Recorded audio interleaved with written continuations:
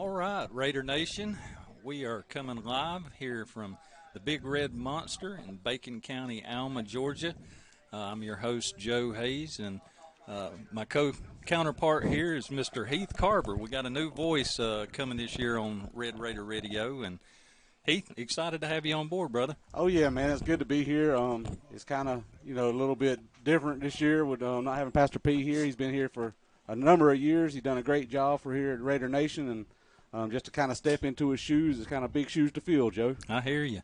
Well, I tell you what, I can already tell you're doing better than me.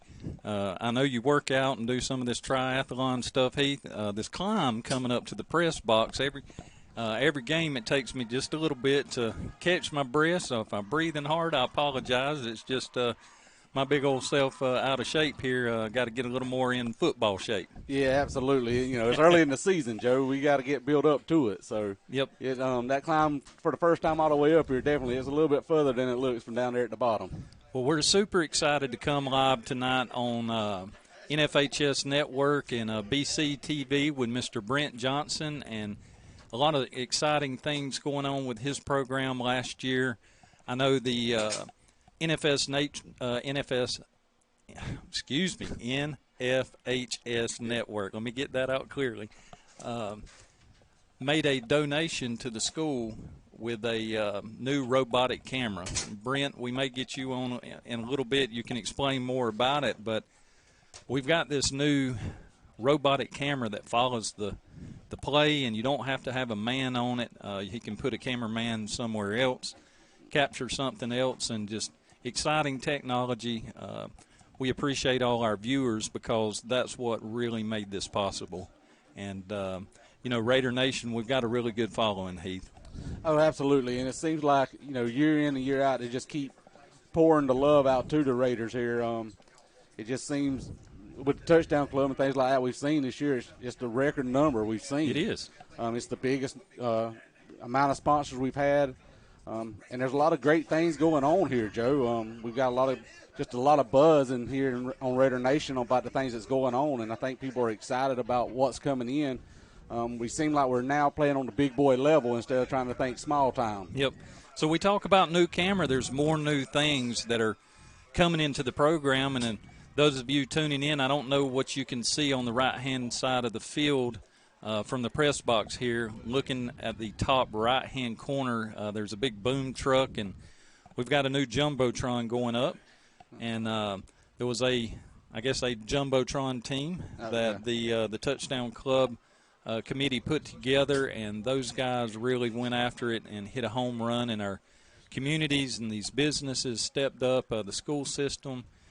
So many people involved to make this possible, and that thing's going to be ready by the first home game against Brantley County, is what they're telling us, if all goes well. So hopefully, weather permitting, they're guaranteeing us it's going to be here by that first home game. Yeah, and when you talk about size-wise, this thing is huge when you actually lay it out and see how big it is. When you see the number on the paper, you think, well, that's a nice size. But when you actually see it printed out there and actually see the size, this thing, I ought to be able to see it from my house, Joe. Oh, yeah. Well, the TV itself is 16 foot tall and 22 foot wide, which is the existing scoreboard.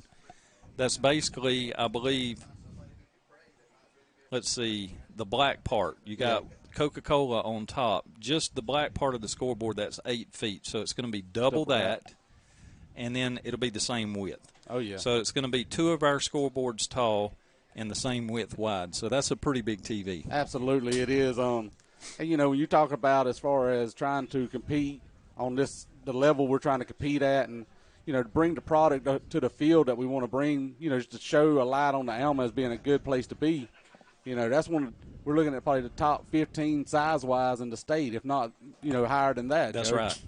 Well, it's very exciting for our program. And, let's talk about what's going on here with Coach Goss and company and our Red Raiders, what we've got this year. They put in a lot of hard work this off season and continued through a lot of struggles. We've still facing COVID. We'll talk about that a little more later on. Some of our neighboring schools are really suffering through a lot right now. I know Ware County just lost a teacher over there. We send prayers out to the Ware County community, and they shut their schools down today. I don't think they're coming back till September. If I'm not mistaken, they're supposed to be looking back at it after September 1st. The holiday right. weekend is what they're calling it. But Coach Goss and company, we've got a really good coaching staff here at Bacon County, and he has really got these guys to buy in. And this offseason, we've seen record numbers come out during the offseason to work through. We got a really nice-sized Red Raider squad. We're at about that 64, 65 number. If everybody's healthy, that's kind of where we're sitting at. And, we've got some new faces in the program this year. So as we go on through and we get through the season, you're going to start hearing some of these names and numbers get called a lot. And I would say one standout, we've got a new quarterback, Heath. Yeah, we do. Him and his family come in. Moved into the community, and they jumped in with their all feet forward. It seems like they've really been involved in the community and things like that. We're glad to have them here, and we're just excited to see what he can do and what he can bring to the table. And he's number 16, Riker Tomberlin. Again, he played football, played quarterback down in Jacksonville, and they've moved up here and got a house in the community, and his dad's working here, and we're just excited to have the whole family. He's got a younger brother that's playing on the middle school squad with your son. He's a quarterback also. He is a quarterback, and they're all fairly athletic looking. We hadn't seen them play, but they look like they're. What practice I've seen them, they look good, and they're just again, it just brings a little extra excitement. And to go along with him, we've got some guys coming back as far as on the offensive line. That's right. Have a little bit of depth there. And it's good to have that depth to bring in, because we are ushering in some newer guys also to replace the ones we lost last year. That's right. And one thing with Coach Goss, what he did is having 11 starters on both sides of the ball. This is the point where we hope, his philosophy is going to start showing us, because he's built a lot of depth by doing that. And those guys have had a lot of playing time in these positions. One thing tonight with the scrimmage, we are facing a very good Appleton County football team. On paper, they look really good. Yes. They've got a couple of guys. One is going D1. He's already committed to Georgia, defensive end, number 9. And then they've got a little running back, a junior, upcoming junior. I think from my understanding, he's got 13 D1 commits already as a junior. Yes. So they're very talented. They're very big across the offensive line and defensive line. They're a big team. Looks like hitting the weight room like they're supposed to be, and their program's definitely getting better and better. And they're wanting to build off the year they had last year. They had a great year, ended up getting beat in the third round of the playoffs. So that's a fairly deep run, and they want to get back to that, and at least further than that is what they're hoping for. Well, they've got a bone to pick, and they want that region championship this year against Pierce County. Absolutely, they don't like Pierce County, and they don't mind telling you they don't like Pierce County. They sure don't. So it's going to be an exciting matchup tonight. It's going to be a tall challenge for our Red Raiders. We've got a few players that are out again. There's a lot of things that we have to face today with the COVID restrictions and contact tracing, and even if you test negative, if you've come in contact, that person or individual has to sit out, Heath. So there's a lot more emphasis on that this season, because right now it's a high rate of concern. All of our communities here in southeast Georgia are really facing this pandemic. It's really hitting hard, and we've got to.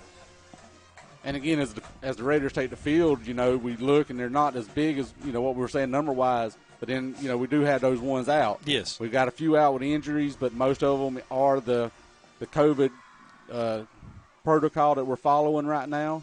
And we're not going to call their names. We're going to respect their privacy, and with that, we're not going to state their names, and we're going to talk about these individuals on the field tonight. Oh yeah, a lot of young guys are going to get some good playing time, and man, I tell you what, Appleton County brought a house full, Heath. Man, they packed the stands, and again, like I said, they're excited. They're excited about their program. I actually talked to a couple of the gentlemen out in the parking lot.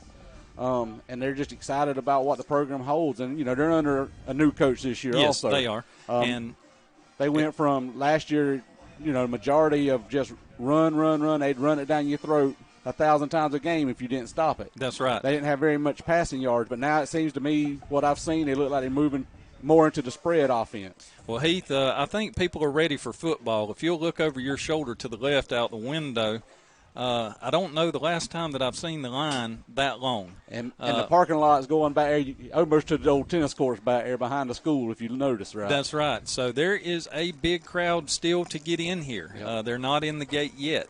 We've got a lot of Red Raider fans here. The band's here in full effect. And looks like we're finna get ready for some football. we're getting ready for some football. Red Raider football, baby. We got Abraham, looks like he's going to tee it up again for us this year. Done a great job for us last year. Oh, definitely. And in practice this week, I seen him do some really good things. Matter of fact, me and you, the coaches complimented him on how perfect his kickoff was. Yeah, he was kicking it pretty good and into the right zones where they wanted it at. And, you got to think this kid's only been doing it, a little over 2 years now? That's right. But he's one that, with Coach Goss working on the soccer program, being the head coach of the soccer team, that he's brought over, and he's definitely made a big impact here with us on football. Absolutely.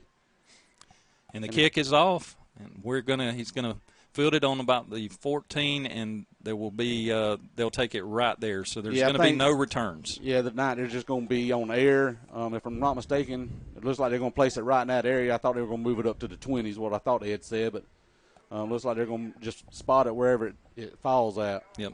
Another quick, real exciting thing, if you can notice on TV, you see a whole lot of numbers and white paint out here. A company called Turf Tank came and did a demonstration for us yesterday, and they painted the whole football field.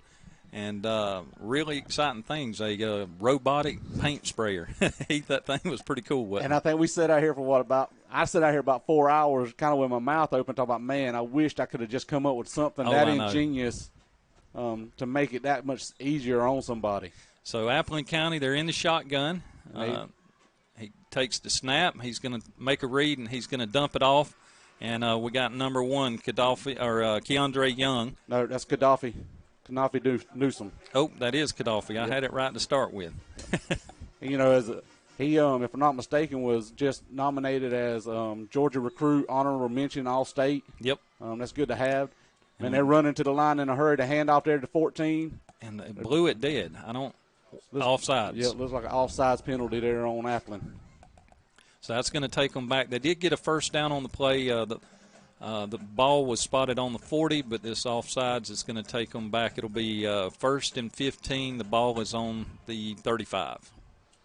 And it looks like they are going to come out in that spread-type offense. Look like they're going to try to run pretty quick, too. So he's still back in the shotgun single back set. And he's going to hand it off, same play, and we hit him at the line. Good play by the defense. Gaddafi Newsom was in there on the stop on that. And we had Gaddafi and Keandre Young both on the play. There was no gain, so it's going to bring up 2nd and 15. We've got 7 minutes and 30 seconds remaining here in the first quarter. It's 0-0. And they're lining back up in that spread, single backfield. Looks like got a little slot back there off the edge. A little counter play off the side. Yep. He gets some blocks out here, and he's trying to find a seam. So we'll have to make a stop there. Our linebackers got to find that right line to get in there and make a stop on that play. Absolutely. And, he just, again, it looks like they have gone to the spread, and they are going to do a little pass, but it looks like they're going to still be run heavy also. Yep. Going again, pretty much the same play right off the left side there, top side if you call it.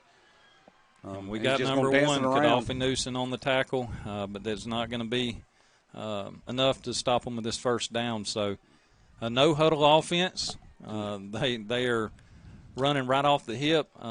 Coaches are sending signals, and they're getting the ball off quick, Heath. They really are, and that's, for the first game of the season, scrimmage-wise, and them in a new offense, it's kind of neat to watch them here. So, again, they're continuing to stay in the shotgun with this single back set. Motion, coming around the bottom end. Little toss sweep. He's getting to the edge, and we knock him out 19. of the bounds at about where are they going to mark it? The 7-yard line. Cozy Batten was the one knocked him out of bounds there. I think he saved a touchdown on that one. They got some speed on the outside, and they're getting their blocks in, so we're going to have to be real careful with this, how quick they're moving down the ball. And, it's tough for our defensive coaches to get in here and you know, that we'll have to make some adjustments after this series of him talking to the players and how we're going to handle this offense. Pass off there to the top side. Yep, he makes a shift. Score.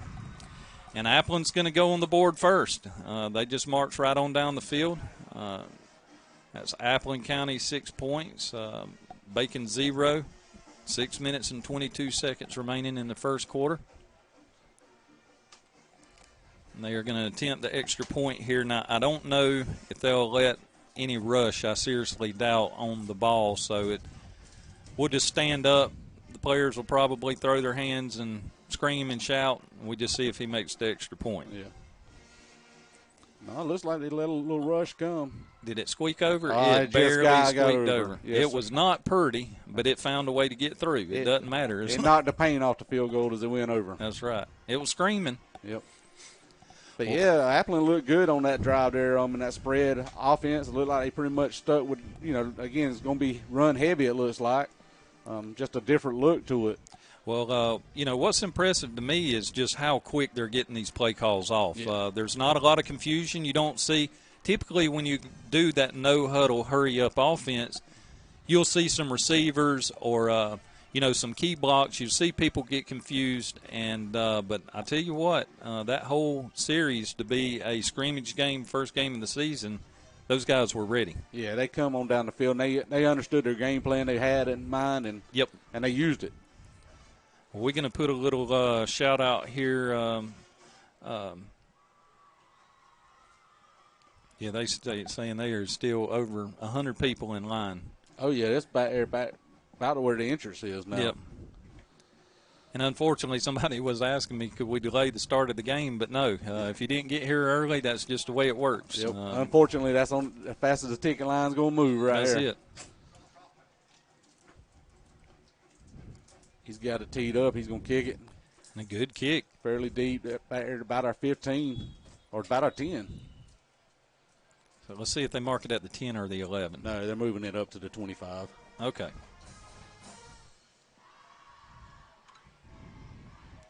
On that defensive series, one thing, again, we talked about it, we're going to see some younger kids stepping up tonight at least. Oh, definitely. And I know a lot of these kids, especially the freshman age of them, those are the ones I've had down in the rec department.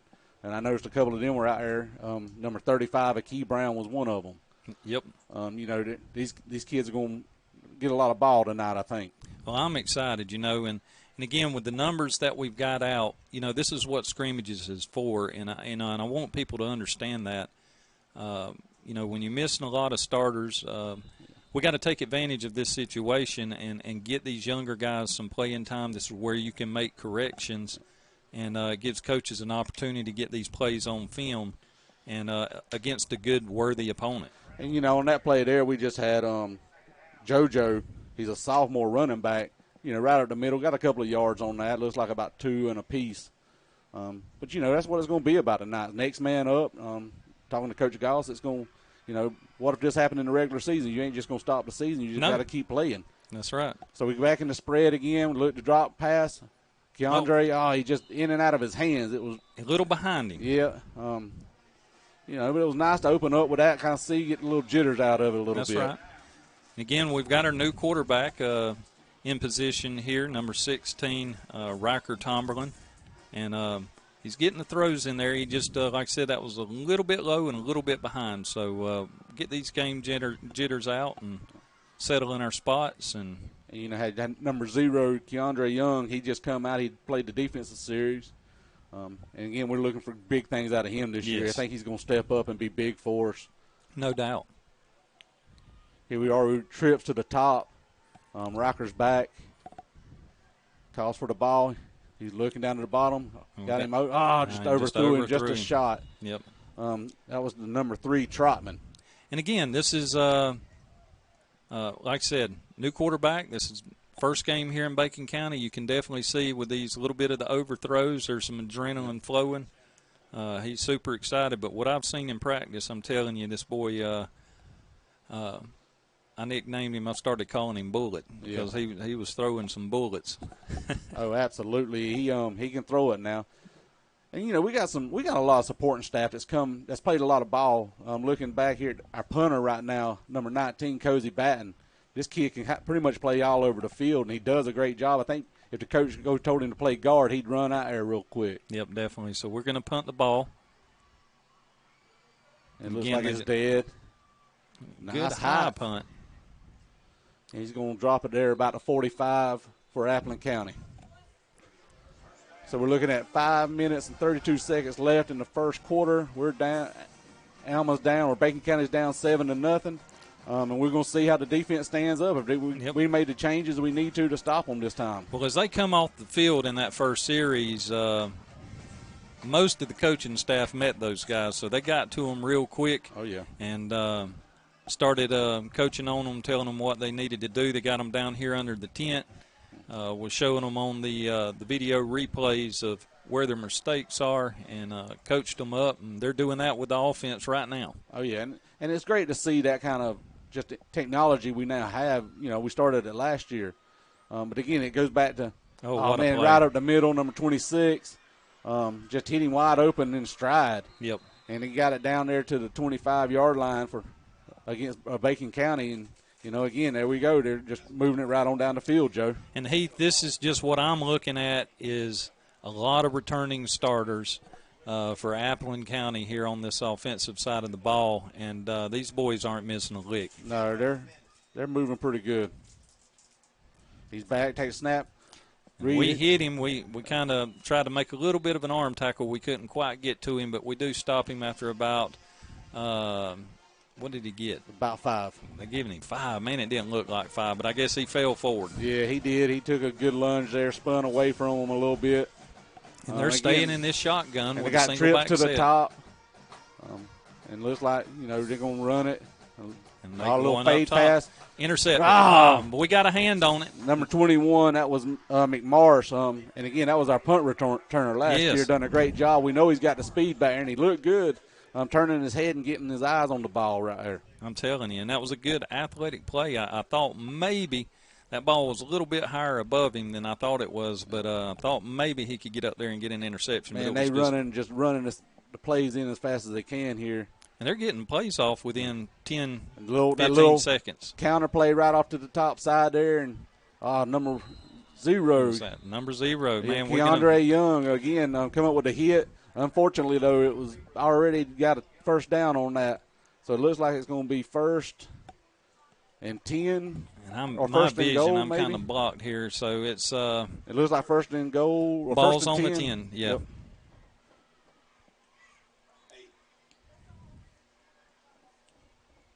So he's lined back up there, doubles up top. Quarterback's rolling out. Got Keandre giving him chase. And number 21. He's going to try instead of just running out of bounds. Yeah. He lowered his shoulder to see if he could get any more yards. McMarsh stepped up and to try to drive him out of bounds there. But he did. We continue the score here, 7-0. Appleton on top with 4 minutes and 22 seconds remaining in the first quarter, and they are knocking on our door again. And again, they're just lining back up. It's the spread. It's you got doubles up top, or what we call twins up top, with a little slot back there right behind the tackle. He's going to roll that way. And he's got a man open. We got some hands on there, and luckily we didn't get an interference call. But I couldn't see in the commotion. They sent a man deep in the box back there, and one man shallow, and wasn't sure which one they were going to. They had 3 all in that location. They might have just stacked up on top of each other and confused the quarterback a little bit. Yes, sir. But we'd had fairly good coverage on it. We had guys over there. They had to throw it in a little window. Quarterback takes a snap. They hand it off. He's going right up the middle, and he is going to pound it in. And they give him a score. They do. So that's going to put it 15-0. With 4 minutes left in the first quarter. And they're just beating us up front here. We're sticking our corners, and DBs are doing a really good job with staying with these receivers. We're within good arm's reach or trying to make a play on the ball. But, man, they're just getting in these plays so quick and with this hurry-up offense. and there's not a lot of confusion or a lot of mistakes going on. No, it's not. It's they're running it about as good as you can run it. Our guys, and again, they're in there giving it a fight, and they're doing the things they're supposed to do. They're just finding those openings up. Yep, and they kick it in the woods. He got a good kickoff that time, so that's going to make it 14-0, Appling County on top. 4 minutes and 1 second. We're going to take a quick time out here, let our sponsors get a little advertising, and we'll be back to you shortly.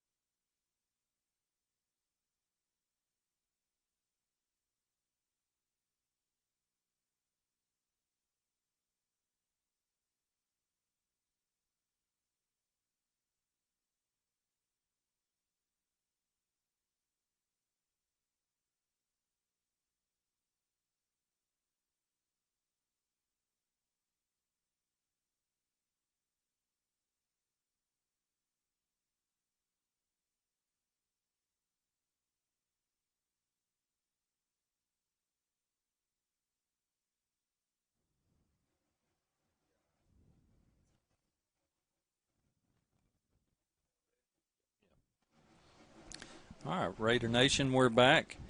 So Appling County, 2 series and 2 scores.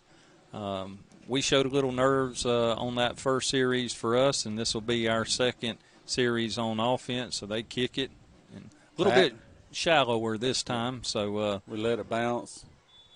In the game, I hope we don't do that. That's right.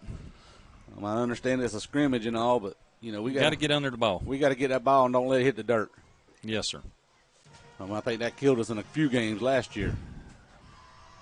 And we got to get on these numbers. I know there's a few of these number changes. I'm on the break there, Heath. I was trying to run through, but we'll get to it, used to it. Raider Nation, if you'll be patient with us and get some of these names memorized. But this is the first time we've actually seen the roster was when we stepped up here in the press box. So, absolutely. And, again, we got some guys – our offensive line, if I'm not mistaken, we're replacing 3 of those guys. So those are, brand new guys. Yep.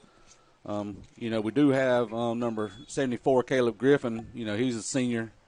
Look for him to lead the line pretty much. And we hand the ball off. We break one tackle, but, that outside linebacker closed in quick. I believe that was an outside linebacker. Number 11 for Appling County. He come off that edge in a hurry. He broke that play up. Yep, they're coming downhill, and they're coming downhill quick. We had a couple of guys pulling on that, and it looked like they had pretty decent blocks there, but they just shucked off of them. And again, that's what you're teaching the defense to do. Yep. And again, we're not playing, just a chump team. This is going to be one of those teams that's going to give AAA a fit, I think, throughout the season. Oh, definitely, especially with what I'm seeing here on offense. They're going to be a handful. But like you said, go ahead and getting some of these numbers in there, some of these guys' names in there. So we take the snap, we hand it off again, and we try to go up the middle, but we're met. There was a hole at the start, but they closed the hole very, very quickly, and looks like we're going to get back to the original line of scrimmage, so it's going to bring up 3rd down and 10.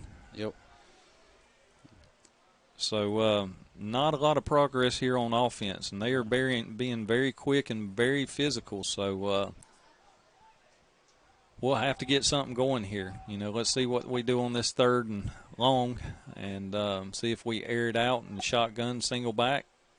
I don't think we got 11 on the field. I think we ran one off and nobody come on. Yeah, we got 10 on the field. You're right, Heath. We can't just stand there. We got to do something. Yep, they're calling a timeout. Yep. So we're down to 2 minutes and 18 seconds. Appling on top, scores 14-0. Again, a very, very fast no-huddle offense that Appling County has brought over here to the Big Red Monster, and our defense has definitely got to adjust. I don't know that we didn't see a single team last season that ran that type of offense. No, I don't think so. And, again, the defense is stingy, too. They're not giving up nothing. Again, like we talked about, they're running downhill. They're running through the blocks. But again, that's what you want. You want a challenge. Yes, see we where do. we're at. You know, Appleton County is a 3A school. We're a AA school. We've got about 400, I think, roughly kids in the school, and Appleton County is up around that 1,000-something mark. Not for sure what that number is. I just know it's over 1,000. So a lot more bodies to pull from, and they got some athletes on the field. But you know, we've got some guys. Again, they're getting bigger and stronger in the weight room. Definitely. You know, up front, offensive line, Heath. I mean, we're matching up size-wise. We're not too bad. No, and I don't think we're getting just outplayed or anything else like that or overmatched. It's just, you know, the learning curve behind it. Again, you're talking about quite a few sophomores, juniors that's out there on the field right now, taking snaps, and they're picking up the pace and trying to move on and, you know, just next man up football, and let's see what we can do. Roll back for a pass, and they got him back there at the 20-yard line. That's that number 9. He is if I'm not mistaken, the D1 commit to Georgia. And if he would have handed the ball off, I think we'd have got a little more gain on the play on that one. It was there, but he decided to keep the ball, or if I don't know if it was a bad exchange, either or. They closed in on the quarterback quick and brought him down for a loss. That'll rack up as a sack. Yeah, so it will, and it drop us back. You know, it'll be fourth and 15. Looks like we're going to punt. Looks like we got Cozy back there again to do the punting chores this year. And one thing I appreciated after practice yesterday, Heath, I noticed, you know, they had a long practice, and then he come back after practice and worked extra on his kicking. And he did. Him and Abraham both. They did. And good kick. Got it down there to the 50-yard line there at midfield. Good punt, excuse me. So and that's where Appleton's going to take the ball, is there at the 50-yard line. And, again, I don't expect them to change anything up. They're going to run their plays in as fast as they can. Yeah. Because, again, next week we start our seasons. That's right. And they need to work on it as well. And I'm sure with what we're seeing, we think we're seeing a perfectly ran offense, but the coaches over there on Appleton County, I assure you that they are finding a whole lot of mistakes in there. There ain't a coach around that said anything's perfect. No, definitely not. So it's Appleton County 14, Bacon County 0, 1 minute and 22 seconds. So we get a timeout. Did Appleton call a timeout there? I don't know what that reasoning was. The referees are talking. Maybe it's a water break. Just not sure if it was an official timeout or but, man, one of the Appleton County coaches over there, he is not happy. He has grabbed one of the players, looks like number 58, and they were kind of having a little – come to Jesus meeting. Yes, sir, come to Jesus meeting. There you go.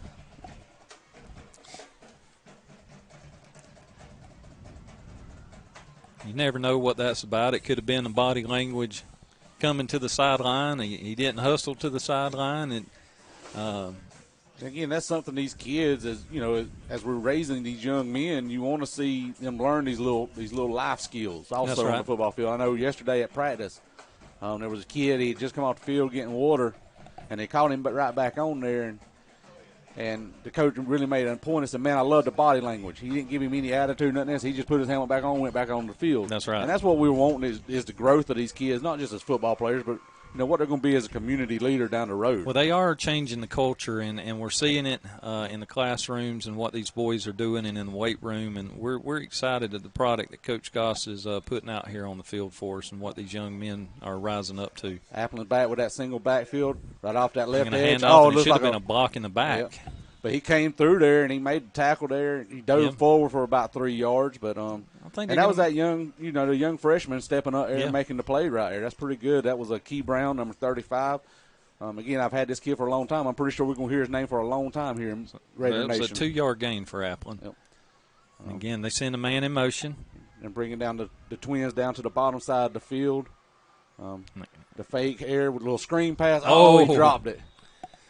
And that he would have had a seam there to cut up and get down the field, but just couldn't hold on to the ball. It just went right through his hands, hit him in the chest with it. But, again, here they come right back to the line, and our guys are getting set up. Number 51 there at our nose guard, Terrell Edens, he played a lot last year for us. He did. He's going to be a good one for us. And a good young man. So Keandre gives chase and just threw it low there to number 15.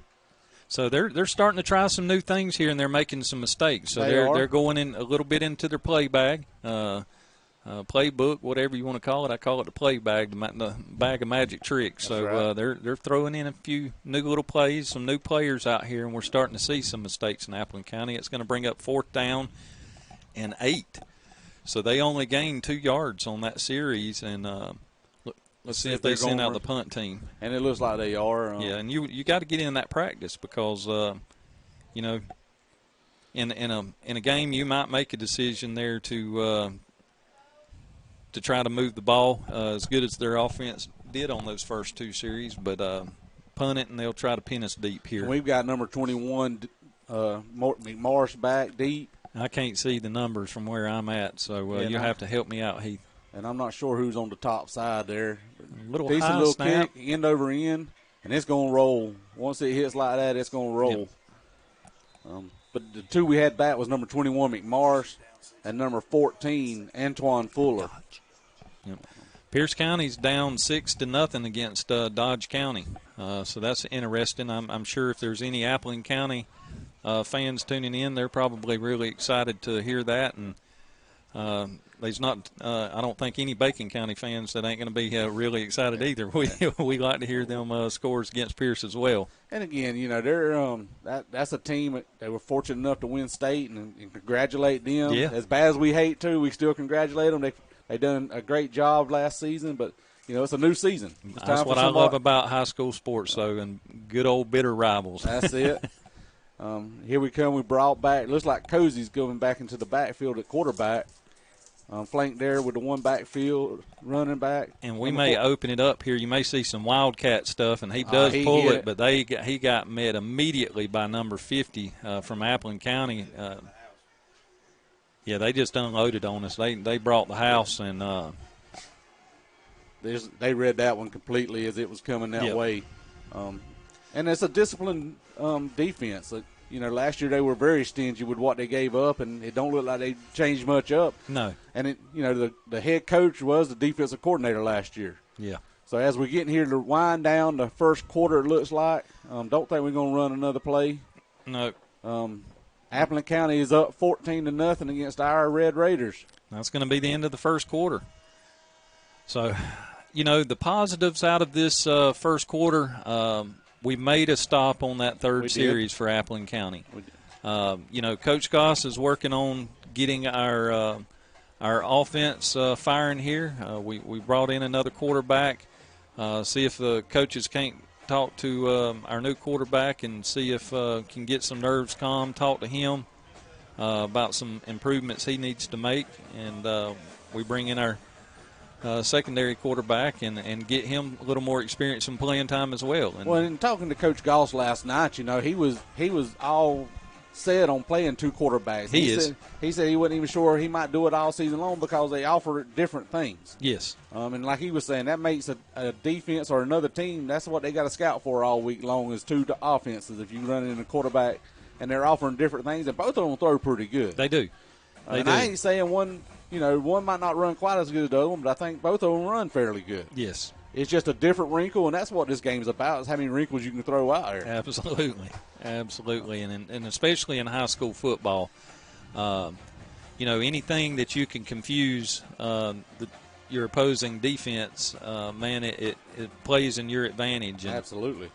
Some of our previous coaches, we've really seen take advantage of those situations, and you scout out and look at these weak points and find what you can find. And, you know, right here with the scrimmage, it's you know, there's not a lot. There's no film to go on, so we building the first film, and we're learning as we're going. And again, it's just, you know, like you said, it's trial and error. What we got, you know, for us, and talking with Coach Goss last night, I did not realize this.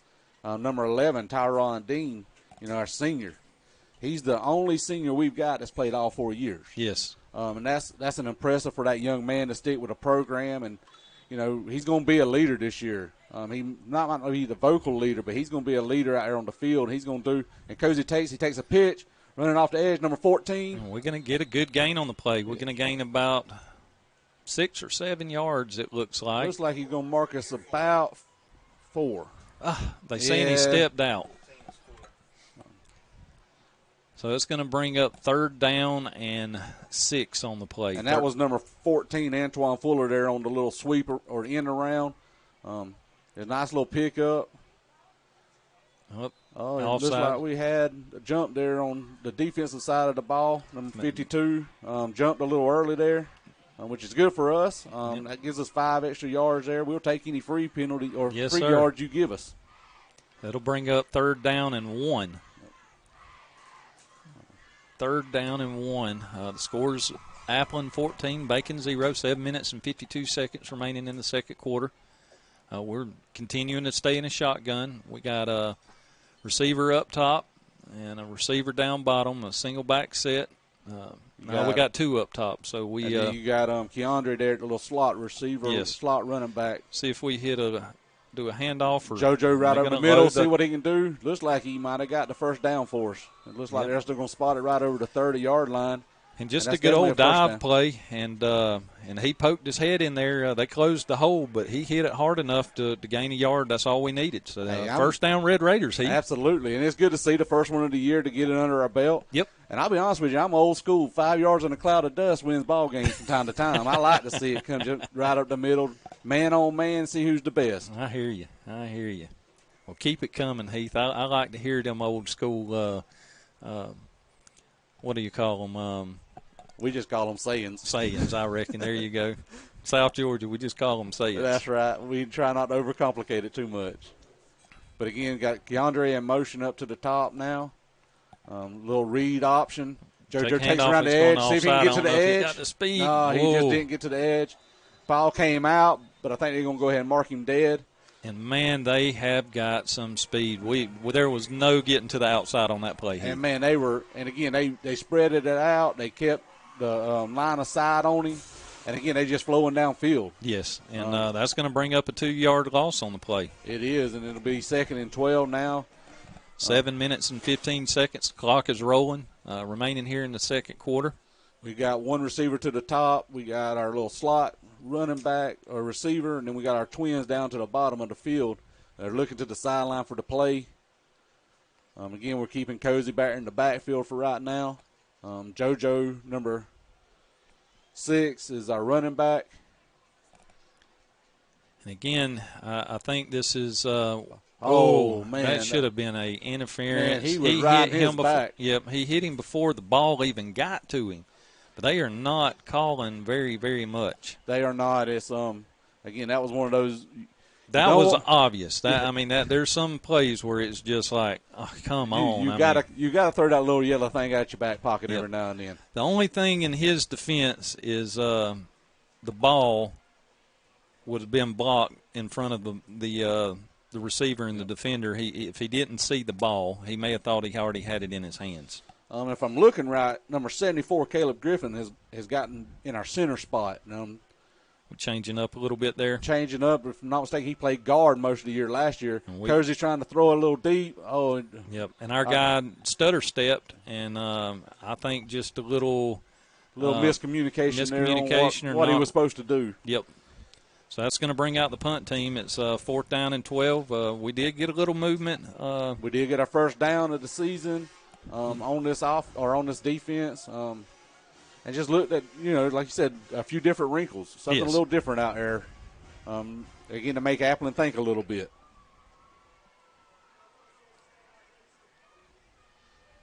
So we still have Dean back to punt for us.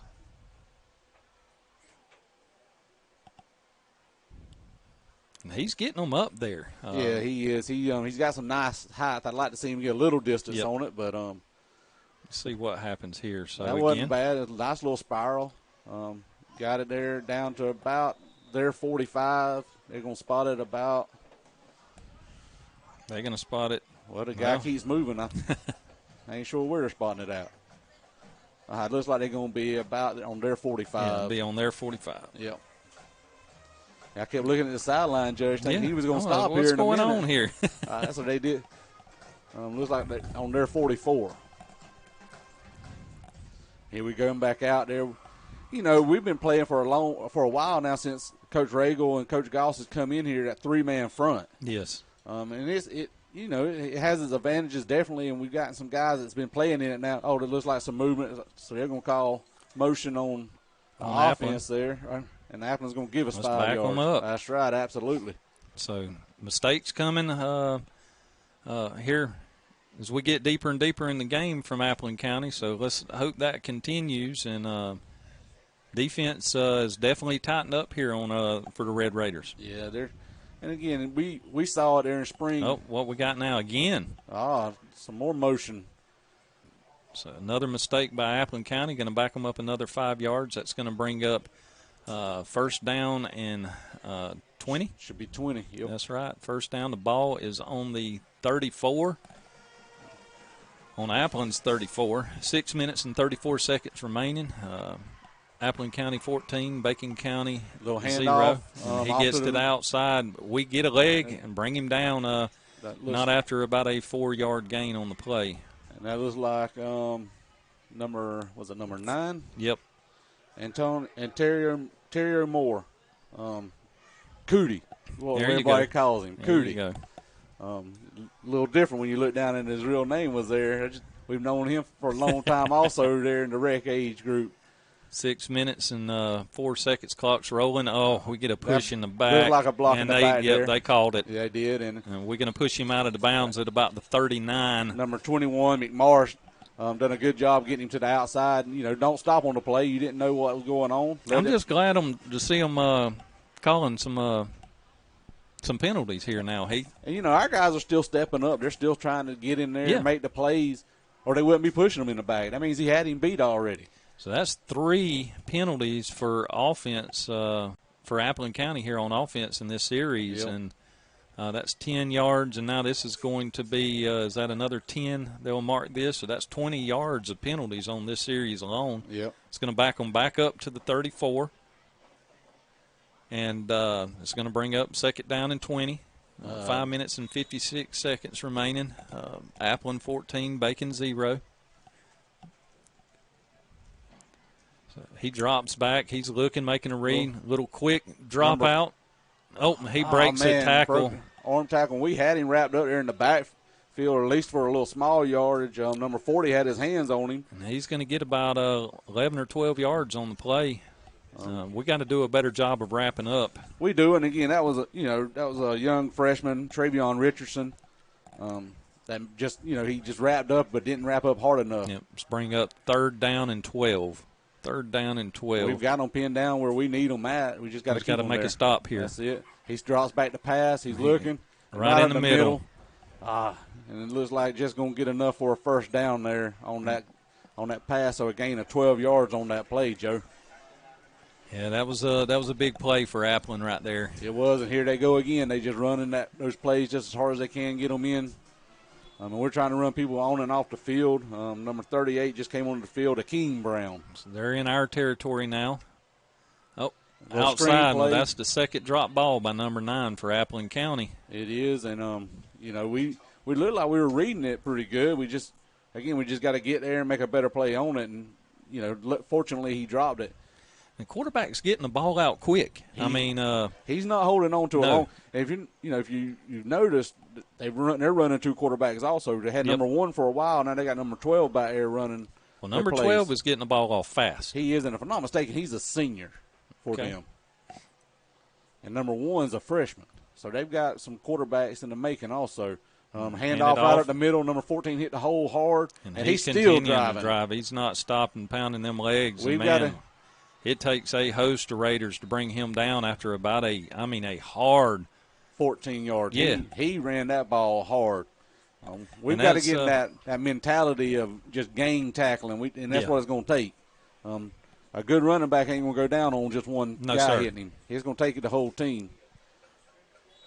And here they come back. They got trips down to the bottom. First and 10. One receiver up top. Ball's on the 30. Snaps looking for a little swing pass out here to the bottom side, and he gets to the outside, and that's going to be a score, but I think that we have a holding right here. I think there's going to be a holding, bringing it back, and there's 2 flags now. I don't know what the one in the middle of the field's for.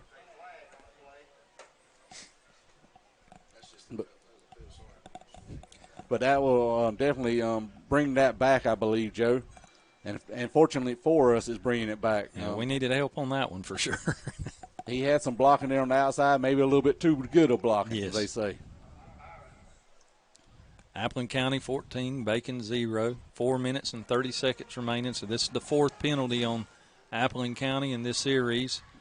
They're going to place the ball at the 28. No, that's the. No, excuse me, not the 28. I'm reading it backwards. Yeah. 32. 32. And he's back in the first and 12. Gun. He's going to do the little handoff around the end there. Got a lead blocker with that number 10, and we cover him good there. We do. We finally make a good play on that play. They've been running it pretty much all night when they want to, and they're getting good yardage out of it. And we finally stayed in our lanes and done what we were supposed to do, and we made a good stop on that play. It's second and about 8 yards for Appleton. They bring it back to the line. They're running it quick again. I mean, they're ready. They're trying to get us jump offside, and their guy moved. They didn't call it. Yeah, their center stood up. You know, they were trying that hard snap, and here they going.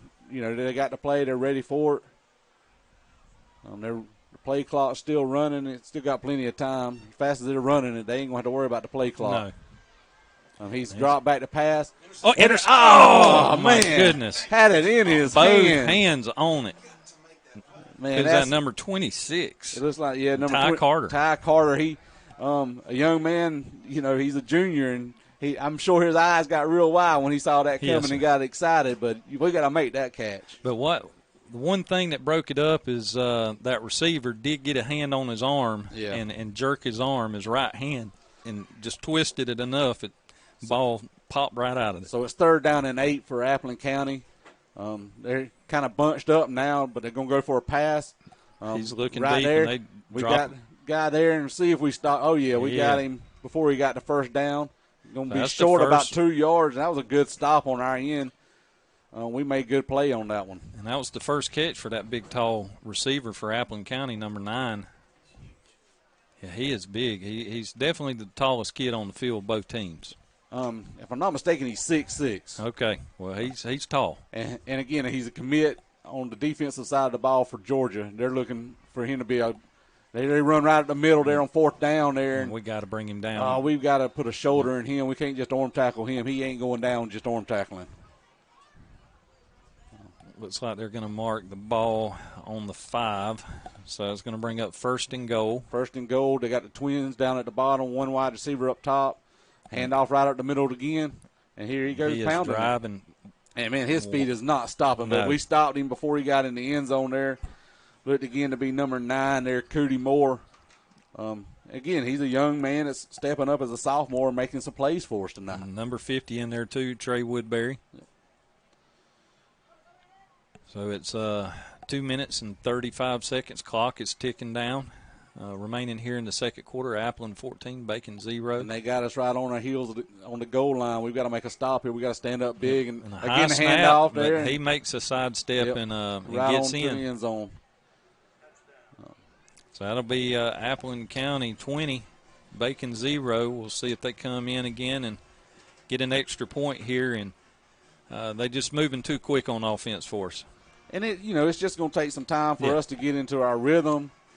Playing a team like this, we might see a team like this throughout the season. Especially when you get to playoff.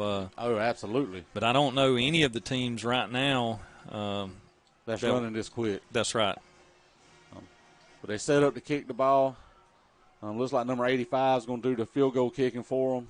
See if he gets a hold of the ball a little bit better than he did last time. He does. He got. They let him rush this one. But he got it. It went through the ends uprights, and that gives them 21 points. So the score is Appleton County 21, Bacon County 0 with 2:21 left in the second quarter. And we're going to take a real quick break, get our sponsors a little more airtime here, and we'll be right back with you shortly after the break.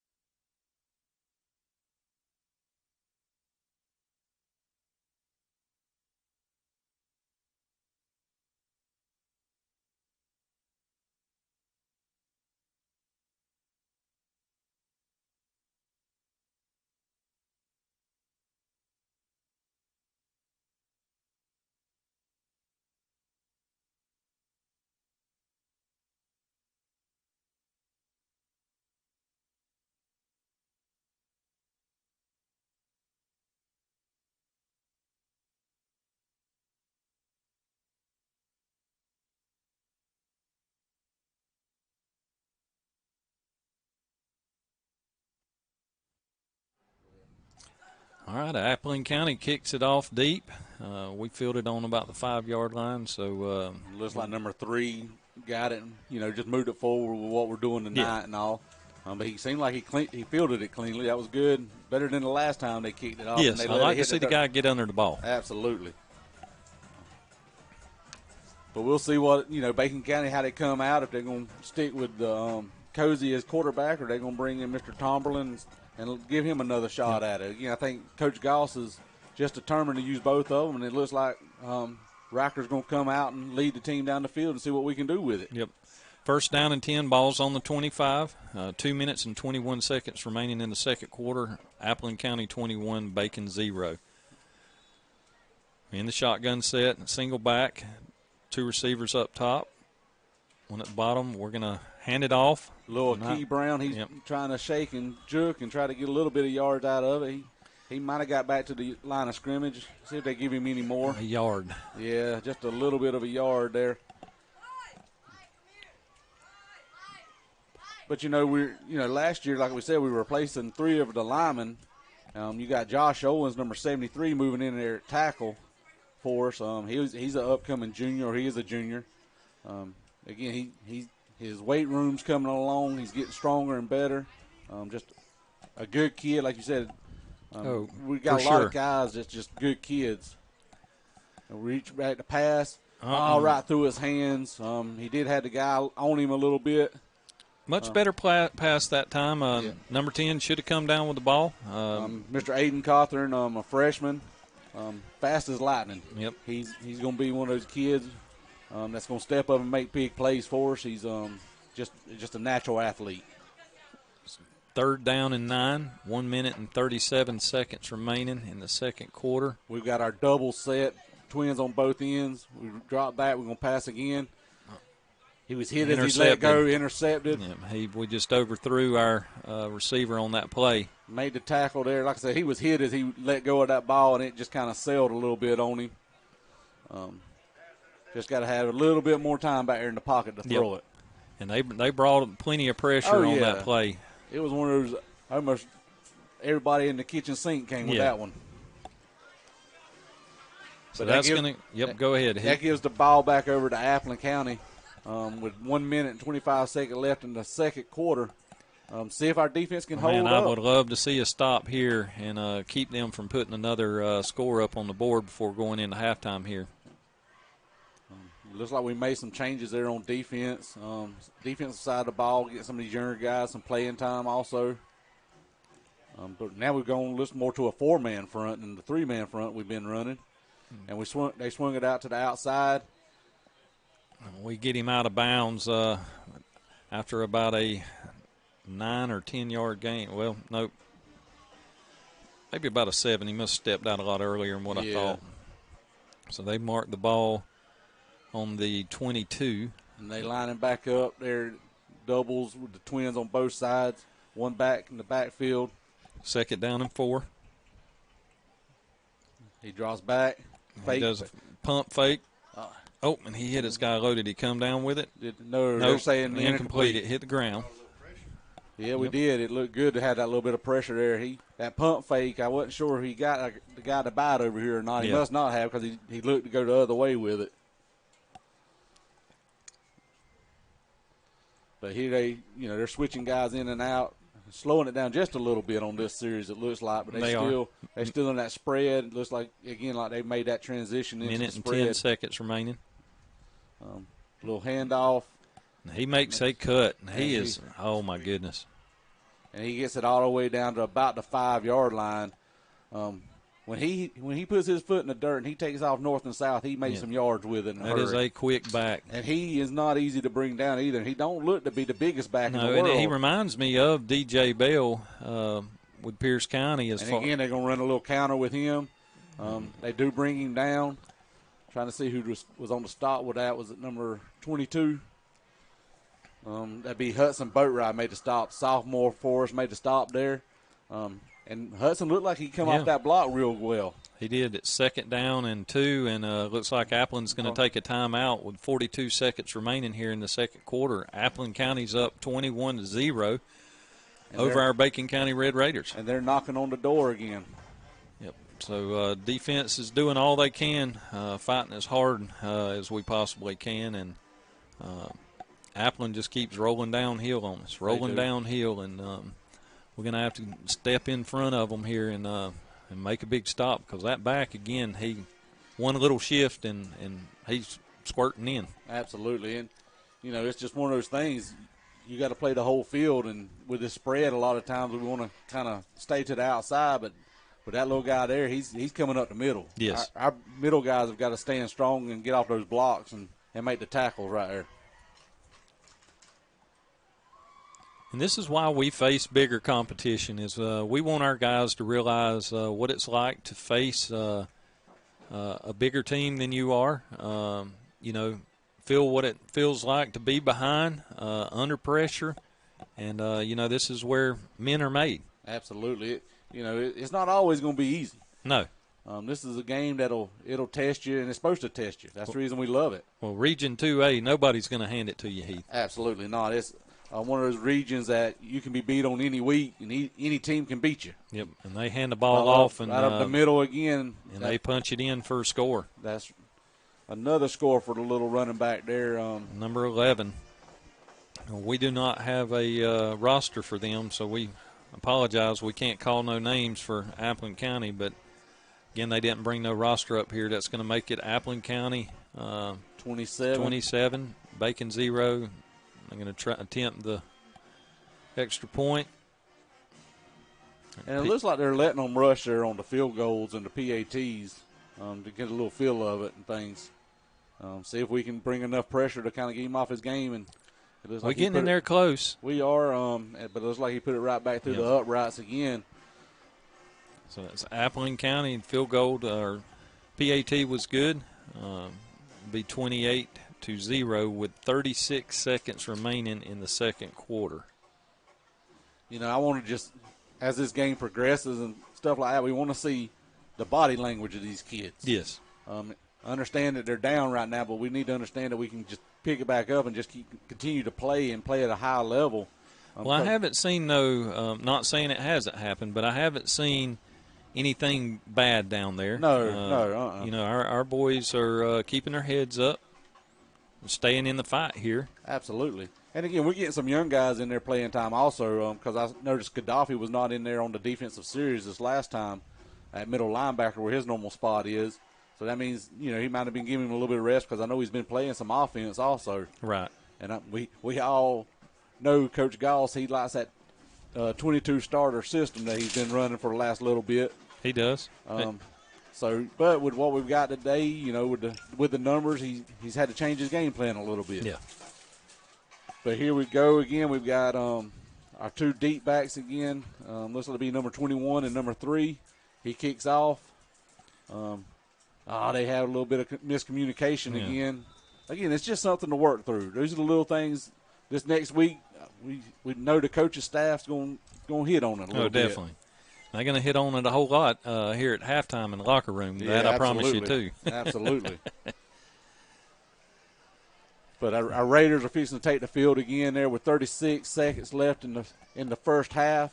And we're going to see if we can't come down the field a little bit, see what we can do here in the last little bit. I'm sure it's going to be to hurry up. We're going to try to run maybe a little 2 minutes just to get that little feel to it. See if Tomerlin comes back in. No, it looks like Cozy's going to come back in there at quarterback. We got looks like number 6. JoJo's going to be there, our running back. We run our double set that we run quite often. And we're going to just see what Cozy can do with it. Man in motion. He hands it off, see if he can get around the end. Man, they are moving downhill. That number 27, he read that play and come off that block. Just like you want to coach it. We've got to hook him a little bit better and stay with him and let that guy get outside of him a little bit.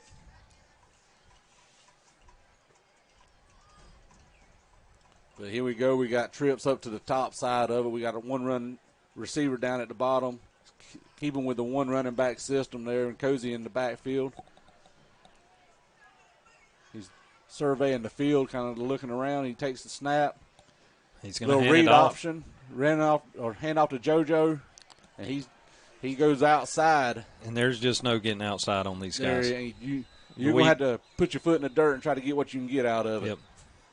Yeah, we don't have the speed that they got on the edge.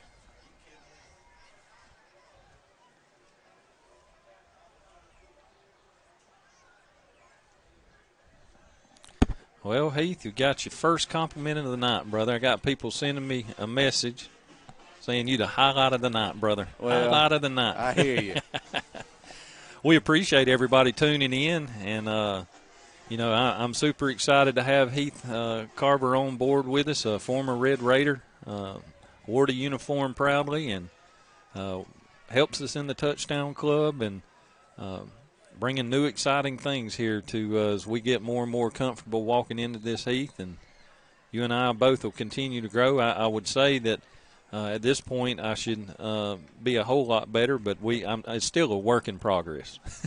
Oh yeah, and it's just exciting to be up here. I've like you said, I've been a Red Raider my whole life. Don't know nothing else. So it's just interesting to be up here and just kind of to see it from this point of view, and being able to call it a little bit. I've been worried about it coming into us. I know football, but to be able to talk about it and just enjoy the moments of being up here, because that's what the hardest it's about. thing is just literally shooting from the hip. There's no script in front of us. It is just literally shooting from the hip, and sometimes that can be a little difficult. Because he drops back for a pass. We got a man up there. Just overshot him just by a little bit. Maybe a step and a half. Trying to see. I think that's number 3 out there. Trotman. He had a man on his heels, boy. I mean, but he's a new name. I don't remember hearing his name none last year. So it's good to see these guys starting to step up, even as a senior, to coming out to this program. And that's just a testament to me is what Coach Goss is doing maybe in the hallways, trying to get these guys out there. And it's Tacoby Trotman, number 3. Yeah, he is not. Okay, he's been a basketball player, but he has not played football since middle school, Heath, is what I just got told. And, he's definitely got the speed. Like I said, he had a step on that guy. But, just a little bit out of his reach, but he was giving it everything he was trying to get there to it. But here we go with Cozy back here in the backfield again. We got Twins down at the bottom, man in motion. See if we run a little sweep. No, he's going to keep it. He tried to keep it, and they met him right there before he could even take another step, and it looks like we're going to. That's going to wrap it up. Run it down there and be in halftime. Well, no, it looks like they're stopping it with 2. Who called a timeout? Yep, Appleton County called a timeout, so they're going to force us to make another play here. It's, second down and 13. 1.9 seconds remaining in the second half. Appleton County is up 28-0.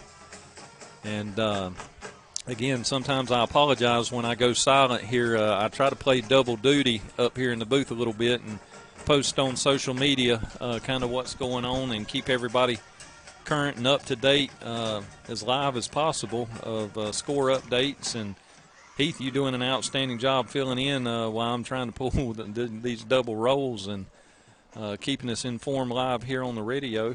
It's definitely, been exciting, and coming into the season, just knowing the stepping into this role. And, I can't sit here and say,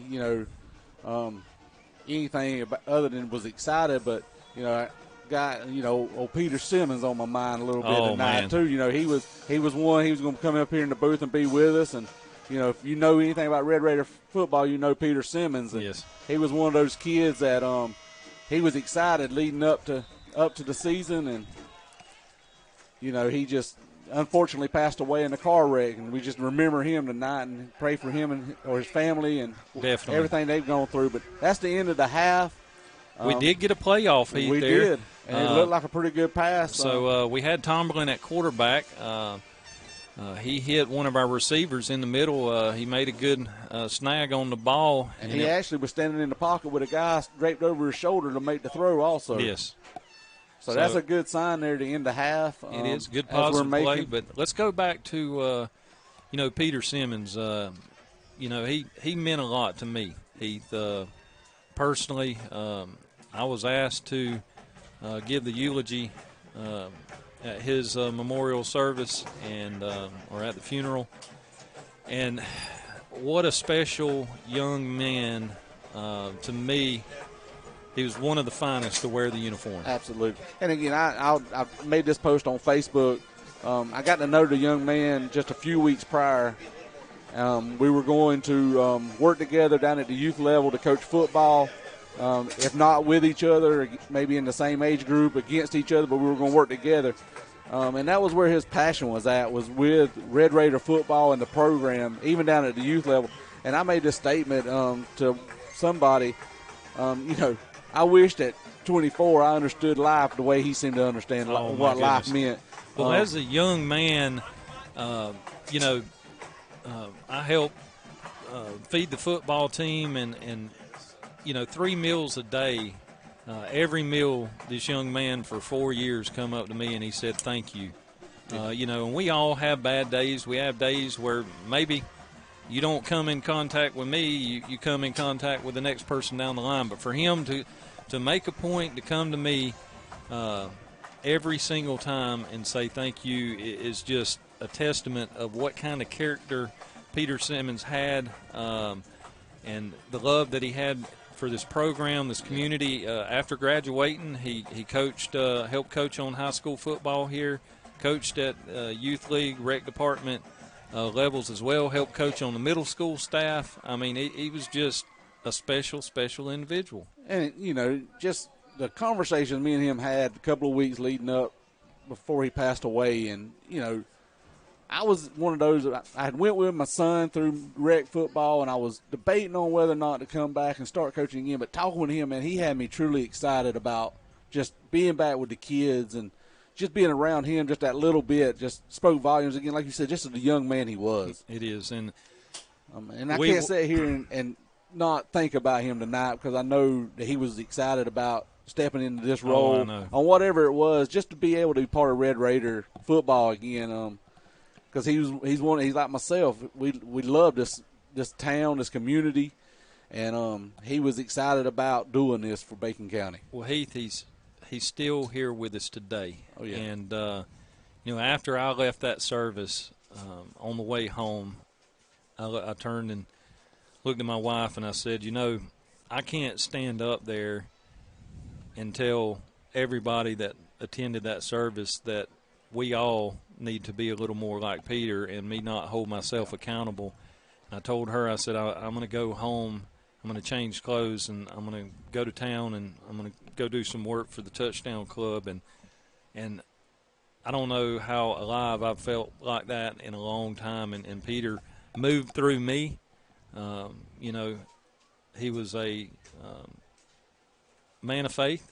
I know without a doubt that Peter Simmons is resting high above us here. Absolutely. And, he did a lot for his church and the community with cooking for the men's breakfast and the fellowship that he did there. But, he continued with me and pushed me. I'm many years elder to Peter. I watched him play football since he was a little kid all the way up until he graduated, and watched him coach. And but he inspired me. Absolutely. And as a 45-year-old man, to have a 23-year-old man inspire you, if that doesn't tell you exactly how special he is, I don't know what else I can say. Absolutely. He was.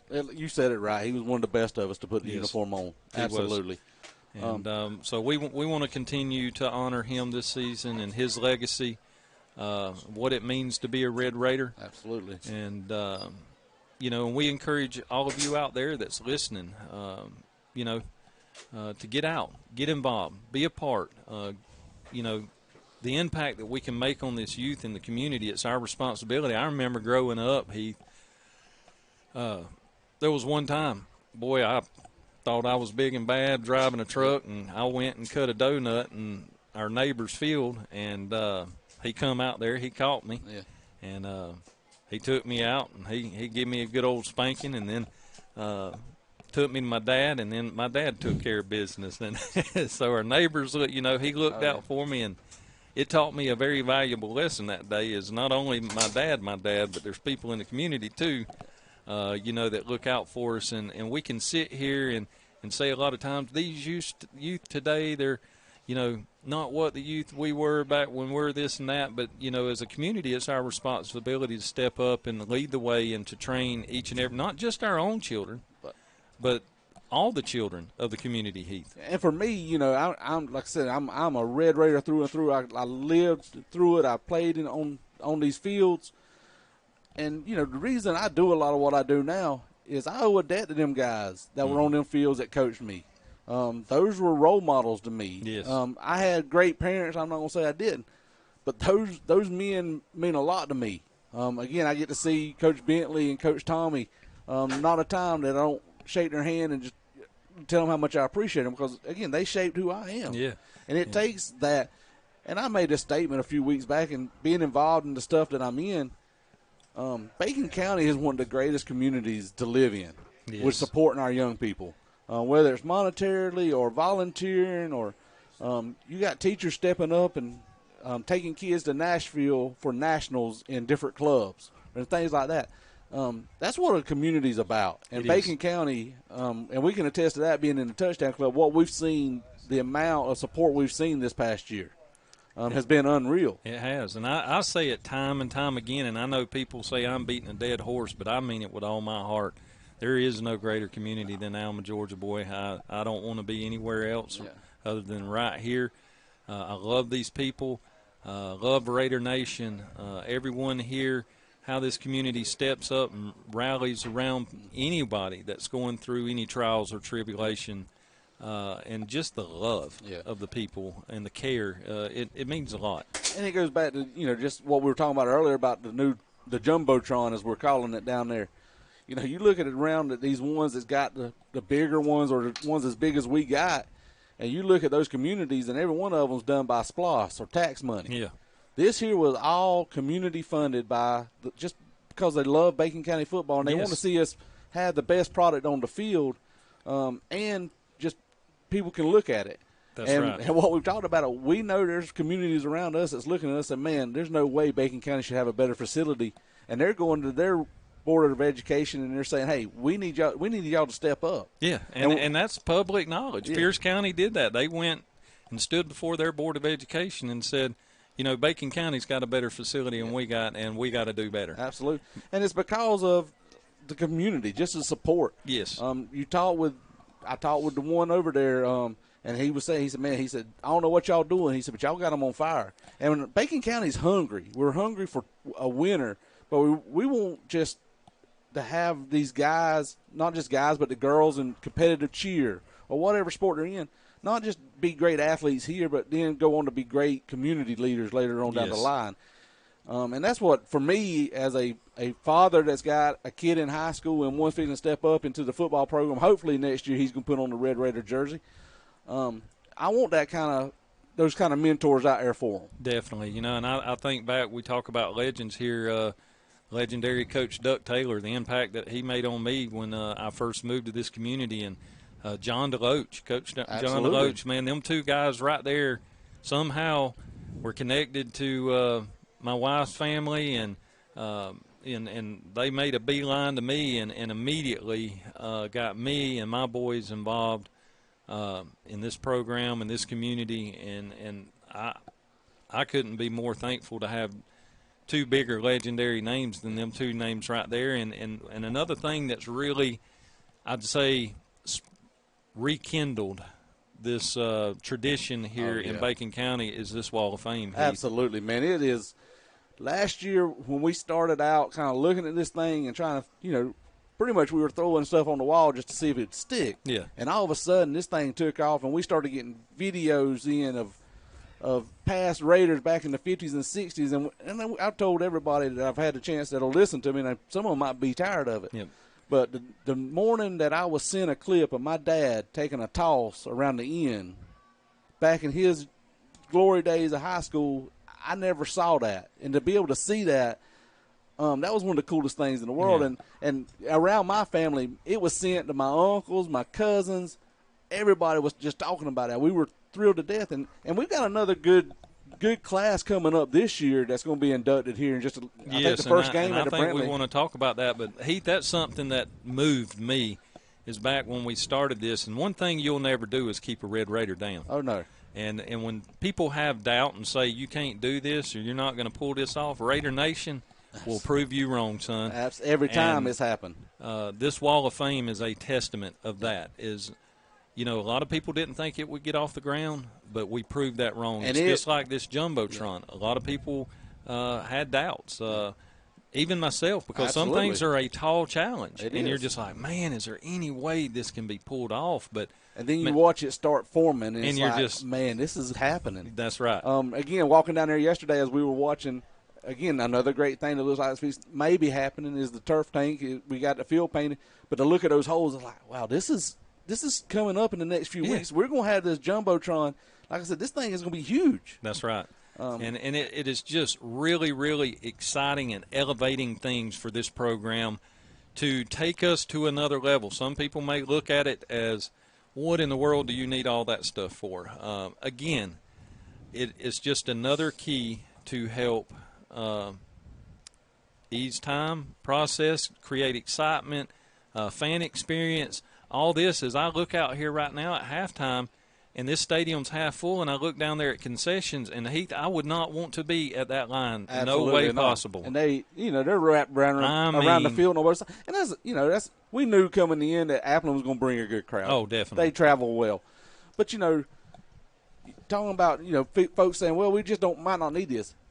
Man, we're here for the program. Yes, we are. And if we're able to put this stuff out on the field, that's going to make the coaches' lives easier. That's going to make the players excited about playing being a Red Raider. I don't know that I've ever seen Red Raiders painted in the end zone. No, I've never seen. I know we've done a few things back in the past, maybe some checkers or something like that along the line. But, to have the actual words stenciled out, Red Raiders in the end zone, to me is a statement. And me and you were in the conversation yesterday with Coach Goss when the guy asked us, do we want Raiders? No, we want Red Raiders. Because that's who we are. We are Red Raiders.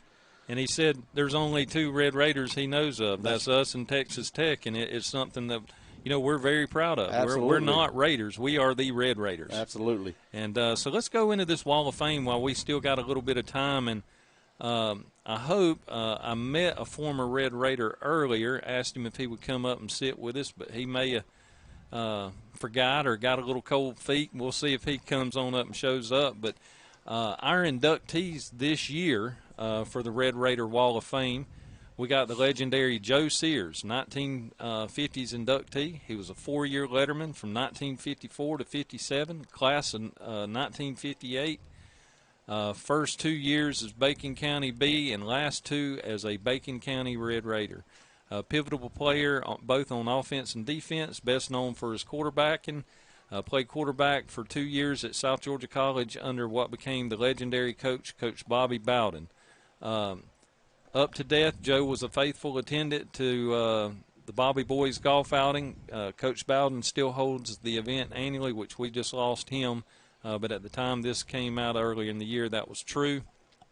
After college, Joe returned to Bacon County and served in the school system until retirement. He served as a teacher, coach at every level and sport in the school system. He was principal and superintendent.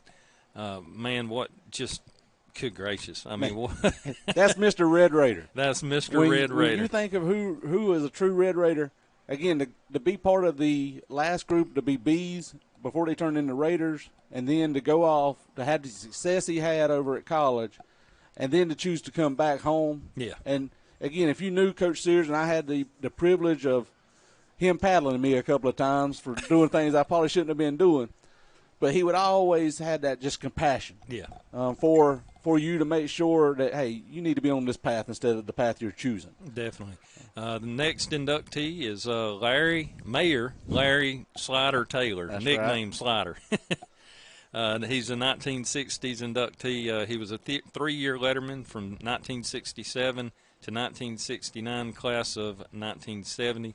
Larry and his fellow teammates of the class of 1970 led the Bacon County football out of one of the darkest periods, snapping a multi-game losing streak. One of Larry's fondest memories of what he considers one of his personal best game came the night at Morris Johnson Stadium was dedicated versus Blackshear High in 1968. As first-year starters in 68, they put an end to an 18-game losing streak. In that game that ended this awful period, Larry was called on to define Iron Man at the time, carrying the football for every offensive snap. Grown old men of today have fond memories of leaning against the fence as kids at the Mojo that night to watch that horrible streak come to an end with a program-defining victory against Charlton County that night. During the next year's 1969, Larry and his classmates led the program to its second most successful season at the time in school history and the start to the first ever back-to-back winning seasons for Bacon County. Our third inductee is the legendary Mike Taylor. He's a 1970s inductee, four-year letterman 1971 to 1974, class of 1975.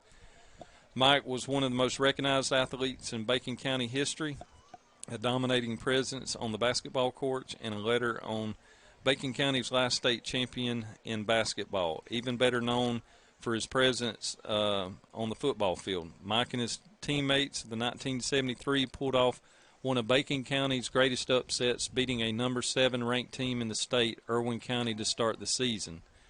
Mike went on to play at Georgia Tech for the legendary coach Pepper Rogers. Mike started on what many consider the greatest offensive line in Georgia Tech history. After graduating from Georgia Tech in 1979, the NFL drafted Mike, and he got drafted by the Houston Oilers. The fourth inductee is the legendary Stephon Dean. Man, what another pillar of this community. Golly, just a mentor. Absolutely. That I look up to, enjoy every opportunity that I get to stand for him. Pastor Stephon. Yep. He was a four-year letterman, 1981 to 84. He was class of 1985. Stephon was a workhorse running back in 1981 through 1983 and started quarterback in 1984. Stephon was also a pivotal part of the defense in those years, and the 1980 team still holds Bacon County's record for the least points allowed in a season with 58, an average of only 5.8 points per game, and still holds the record for the most shutouts in a season by Bacon County defense, which is 6. As the starting quarterback in 1984, Stephon and his team shot the state by defeating Waycross High for the first time in Bacon County history in Memorial Stadium in Waycross. Stephon's son plays on this team. He's absolutely. And we are super excited about that, and congratulations to him.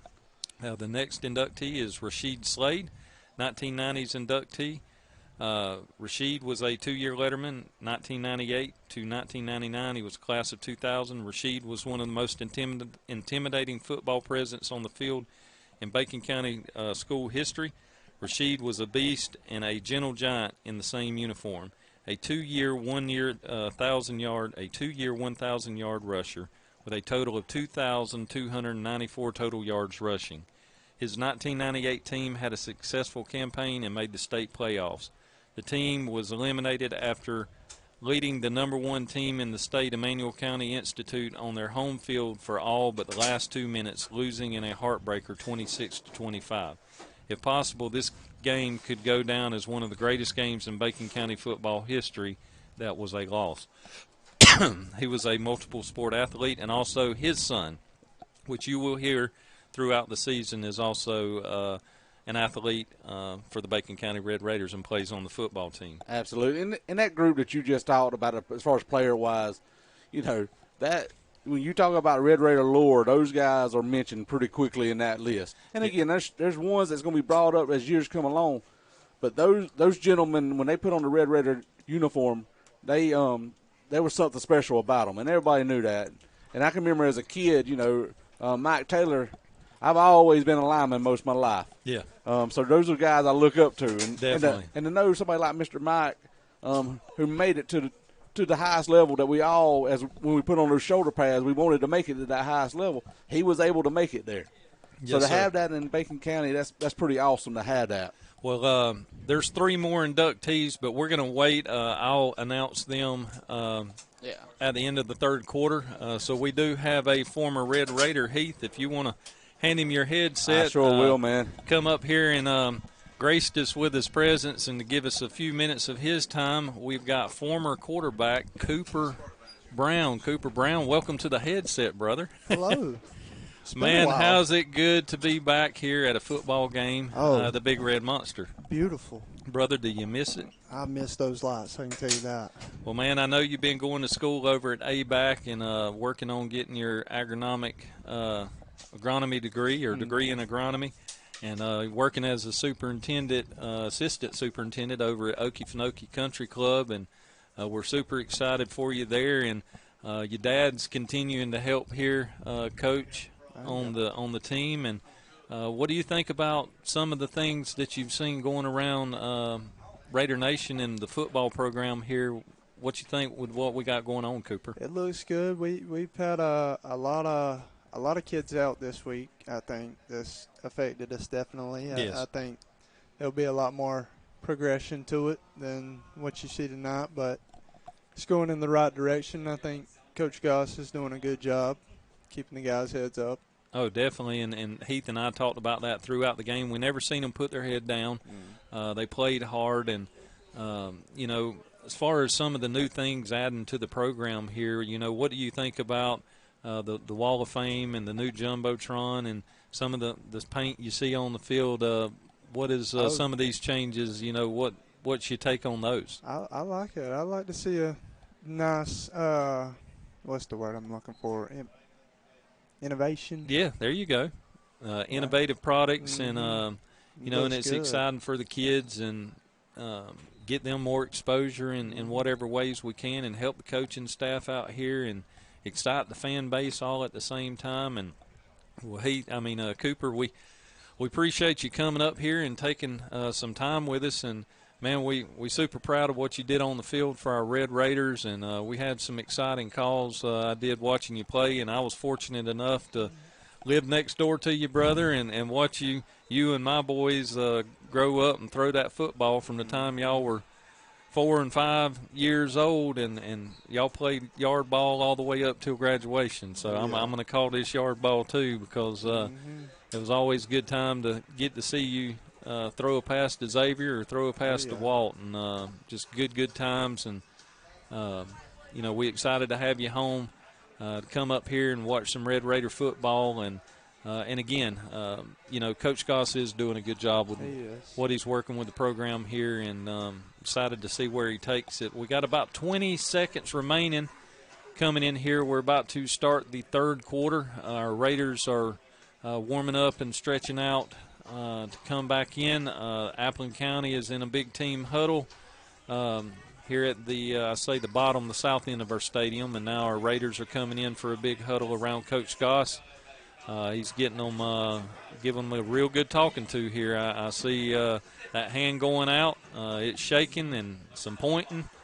So that tells me there's a good preaching session going on in that huddle right this second. He's getting them fired up. So he's getting that intensity going.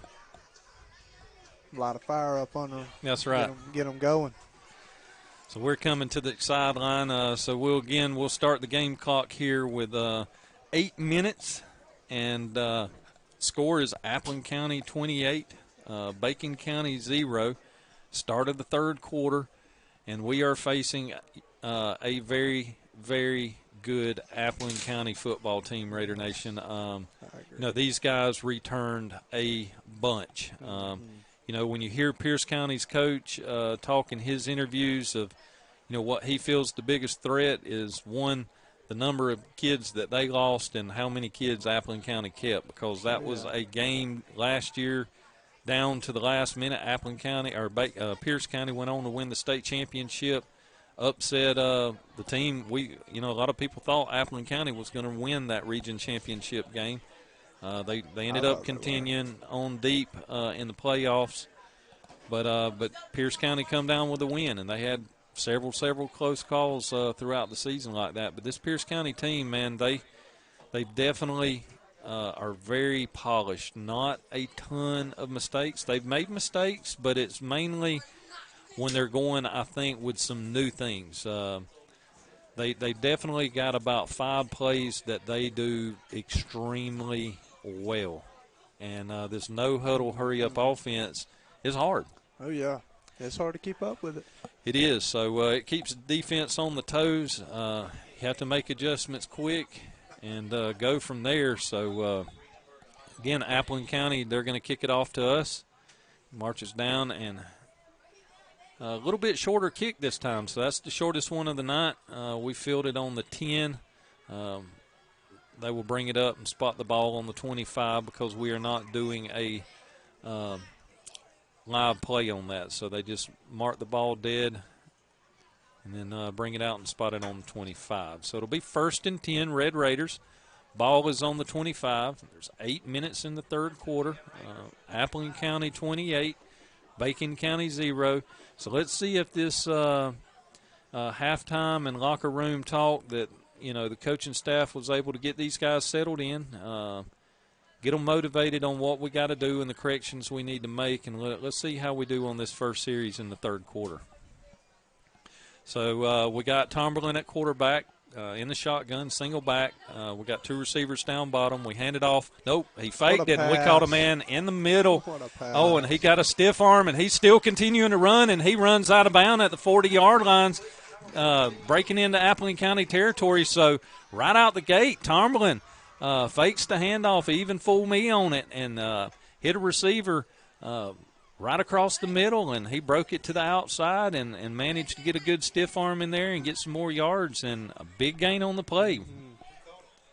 Caught it, I believe, was it number 14? I think. That was Fuller. That was Fuller. I got so excited calling the play, I forgot to look at the number. Well, good deal, Cooper. I see we got Heath back in here. Thank you for joining us in the booth. Yes, sir. And, man, excited to and they get a sack on the quarterback. He fumbles the ball. And they just mark it down. Okay. Incomplete. No, or seeing his knee hit the ground. All righty. Well, Cooper Brown, we appreciate you, brother. I appreciate y'all. Look forward to coming back and watching more games this season. Yes, sir. All right. Y'all have a good one. 6 minutes and 55 seconds remaining here in the second quarter. It's second down and 10. Second down and 10. Taking a little time getting the play calling off here. Giving Tomlin a little time to check itself. So single back set in the shotgun. We hand it off. We go right up the middle. We hit a wall, but he breaks it. Nope. They managed to get a hold of him and pull him back, but we did get maybe 2 yards on the. He ran it hard down there. He did. Stuck it in the hole.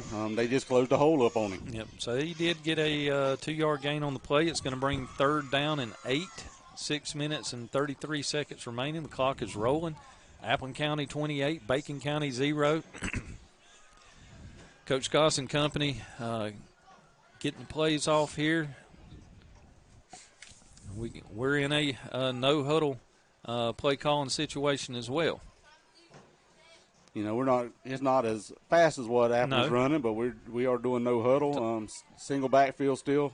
Number 10 in motion. He goes across the field there to the top. Oh, we call a timeout. Looks like we call a timeout. Yeah. Coach Goss didn't like what he saw there. And we're going to regroup, and we're going to try again on this next is a big play. Third down. It is, and we've had a nice little drive here. That was a great pass there by Tomberlin. We definitely wanted something exciting. We ended the half with a good pass play, and there was a good confidence both on the receiver and the quarterback. And we start out the start of this third quarter here with a good, confident pass and reception play by both the quarterback and the receiver. And, he seems like he's getting more and more comfortable there, especially with number 14, Fuller, there. He's hit him for a couple of nice passes for tonight. And it's going to take a little bit of time for these guys to get together and be comfortable with each other. Oh, definitely. There's 6 minutes and 2 seconds remaining here in the third quarter. It's Coach Sellers. He has come in here. The new offensive coordinator. The new offensive coordinator this year. Coach Watson moved over to Ware County.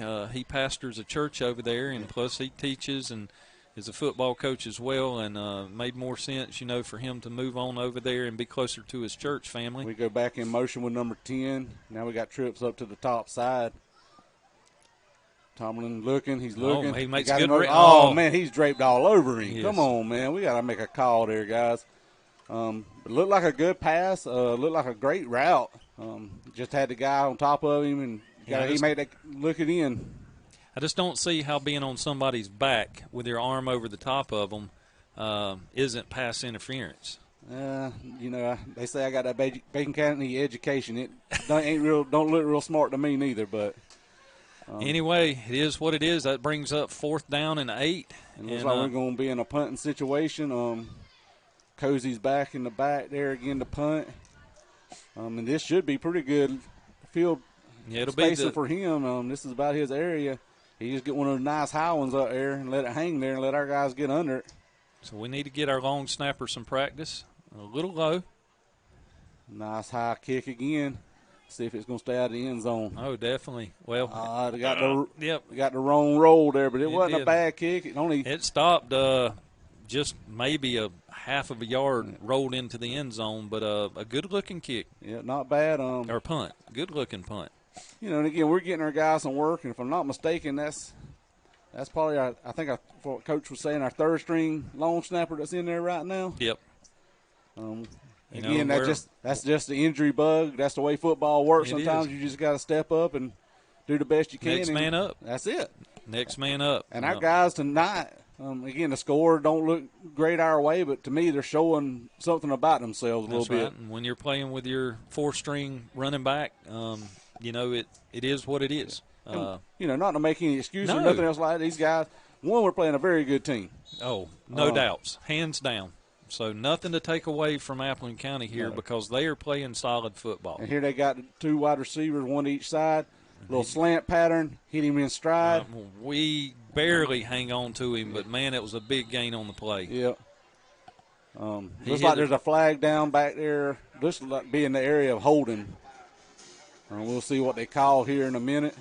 Yeah, they're bringing it back. We sure needed that. Yep. I just haven't seen what the he's white hat's tapping the top of his head. Yeah, I need to get one of those little diagram things to tell me what all those signals are because, like I said, I know football pretty good, but I ain't up to date on what that one was.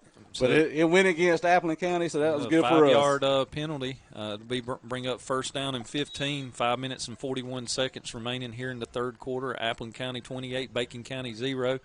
They stay in a shotgun, single back set, fakes the handoff.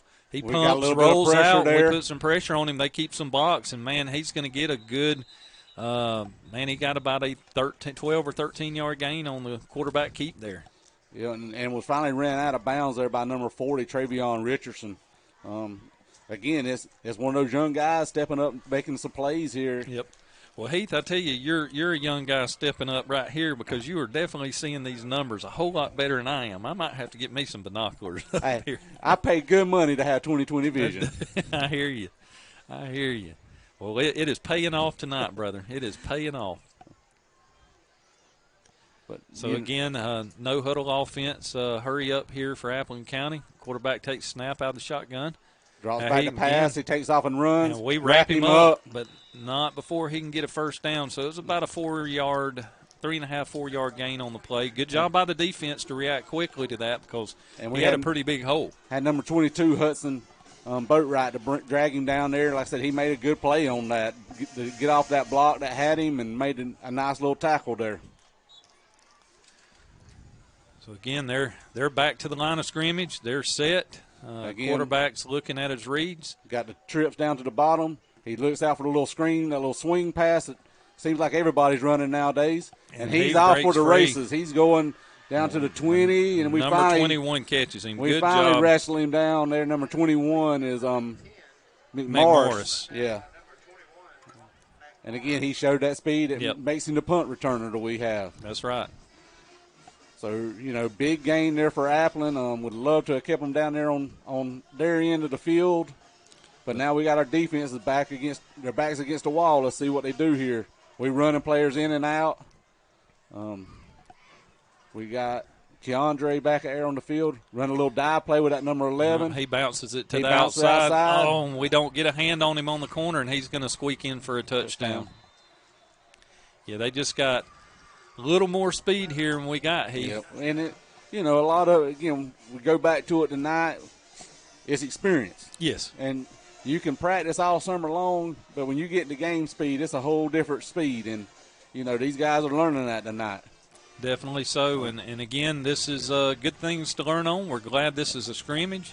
We want to take all positives away from this game. And, absolutely. You face an opponent of this caliber, and, there's a lot to learn from here. Yep. A lot to learn from here. So any mistakes we make, we want to do it here and give the coaches and the players time to correct it. And I know without a doubt. We jumped off sides there. A little too quick on that.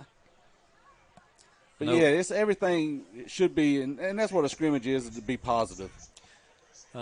Looks like Pierce County is up on Dodge 14-6 in the fourth quarter of that game. So curious to see how that's a close game. It is a close game, and I'm sure Pierce County didn't want it to be that close going into it. The defending state champion, that's the thing. You definitely got a bullseye on your back because everybody's coming at you. And I'll go ahead and tell you, they're going to catch trouble all next week on Facebook. Oh, you can bet your bottom dollar on that. There's some of them things that are brutal. Oh, and he missed snap, and we're chasing him out to the outside. Oh what my a goodness! Hit. Wow, Lee Cowan, poor cheerleader, she got it mixed up in that. Deke leader over on the sideline, but she's jumping up and putting her pom-poms in the air, so she didn't feel it as bad as the Appleton County the snap. Was that it was the kicker that got the ball. I didn't know if the holder picked it up or if the kicker picked it up. And I didn't get the number who hit that, but that guy's wanting to know the license plate of that truck. Yes, he sir. just got laid out.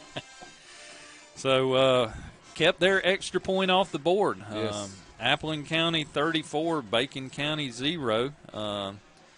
So maybe we can turn this exciting momentum right here and get these players excited on offense and at least get some good movement on this play. And it's crazy with football, just how the simplest thing can change the momentum. Oh, it sure can. A hit like that, man, that fires up the whole sideline.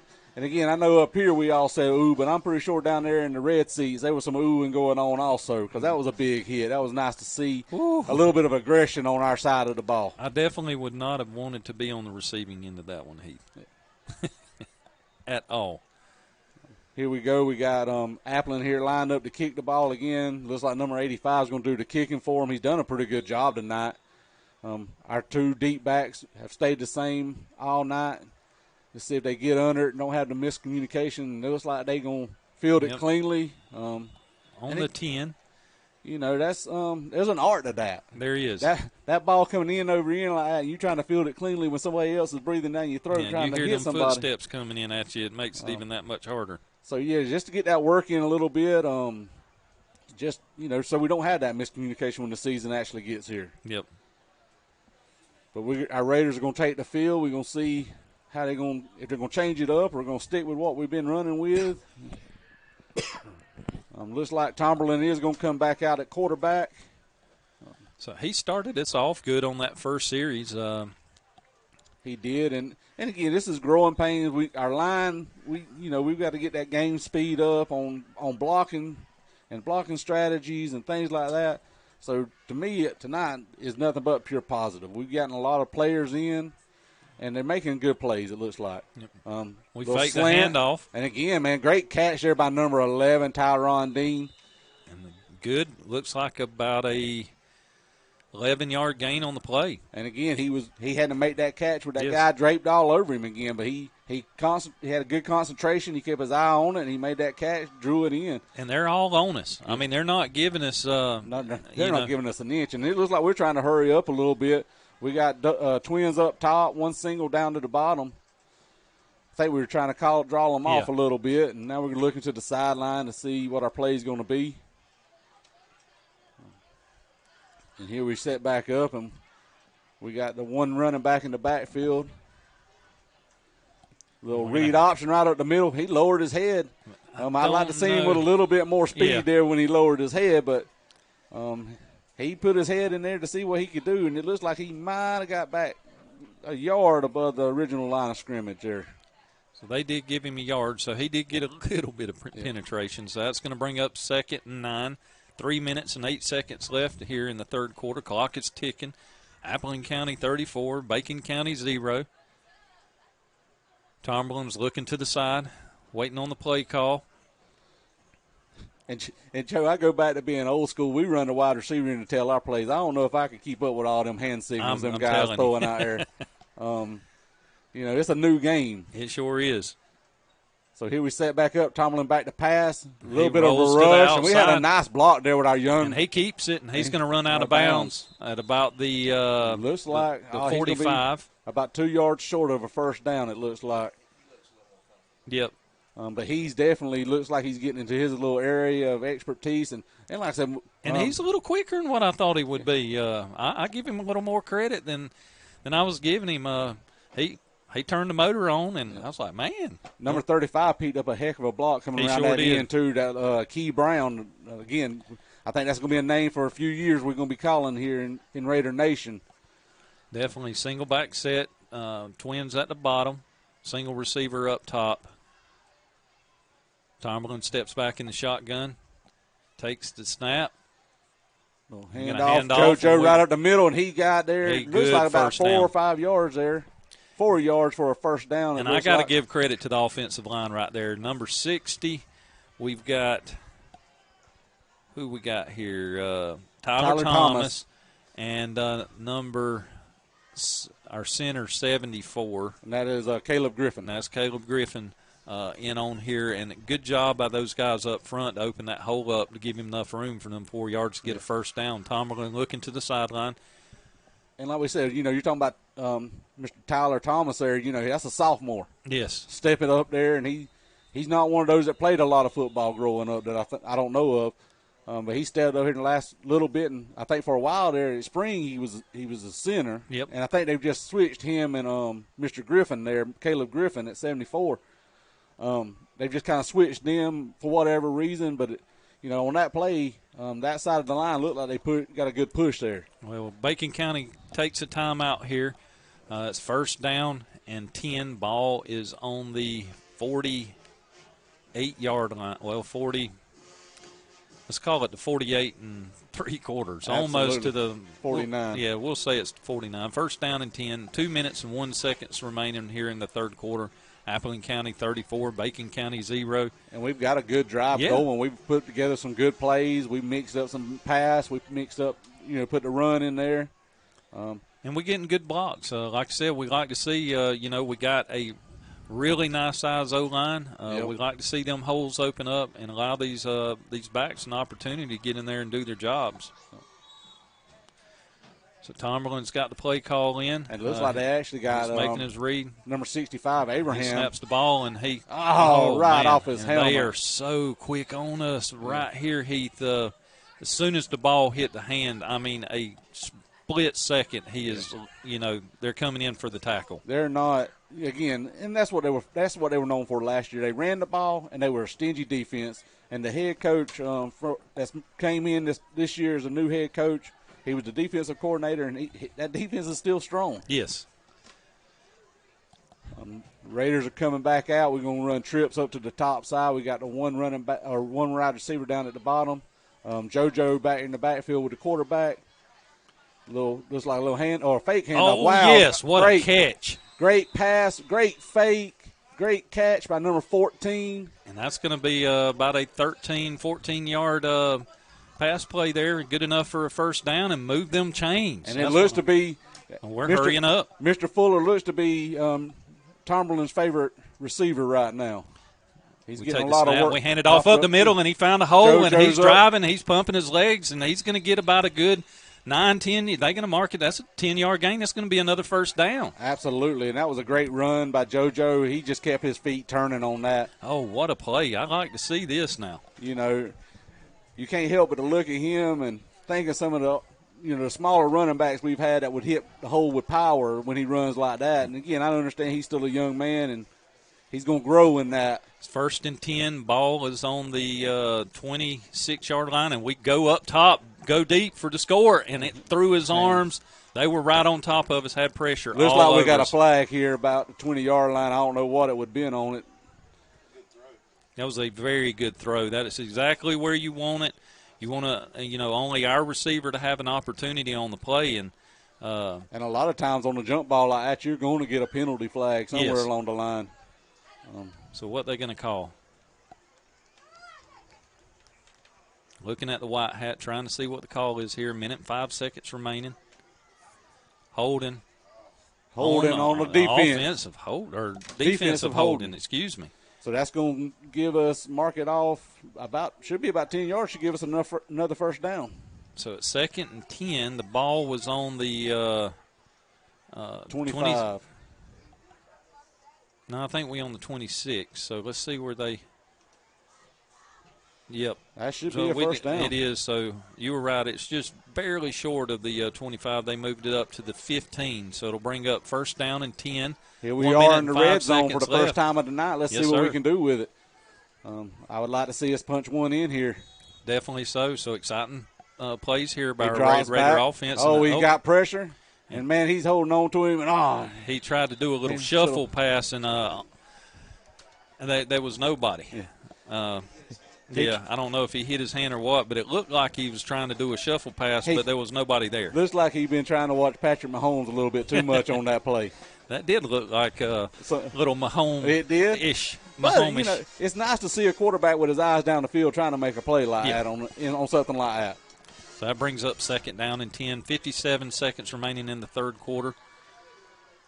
Tumbling at the helm here at quarterback, trying to make something happen. He fakes the handoff, hits. Oh man. Right in his hands and just maybe a little high. Yep. And he just couldn't reel it in for us there. Right. If he'd have caught it, he was walking in the end zone. 14 had that play. What I think happened there is that ball come to him a little quicker than what he was expecting. Absolutely. And he got his head turned around and found the ball, but the ball was right there in front of his face. Now we're switching out. Looks like we're bringing Owens back in. It's right tackle. Abraham had been in there, normally our kicker. I think we're stocking up our line to see if we can't get a score here. Twins up top, Twins at the bottom. Drops take back. The snap. Oh, and he threw way behind our receiver that time, and lucky we didn't come down with a interception. So that's going to bring up 4th and 10 here. So. And I'll be honest, I watched Abraham kick. He's got this leg in. Yeah. So get some time here to see what our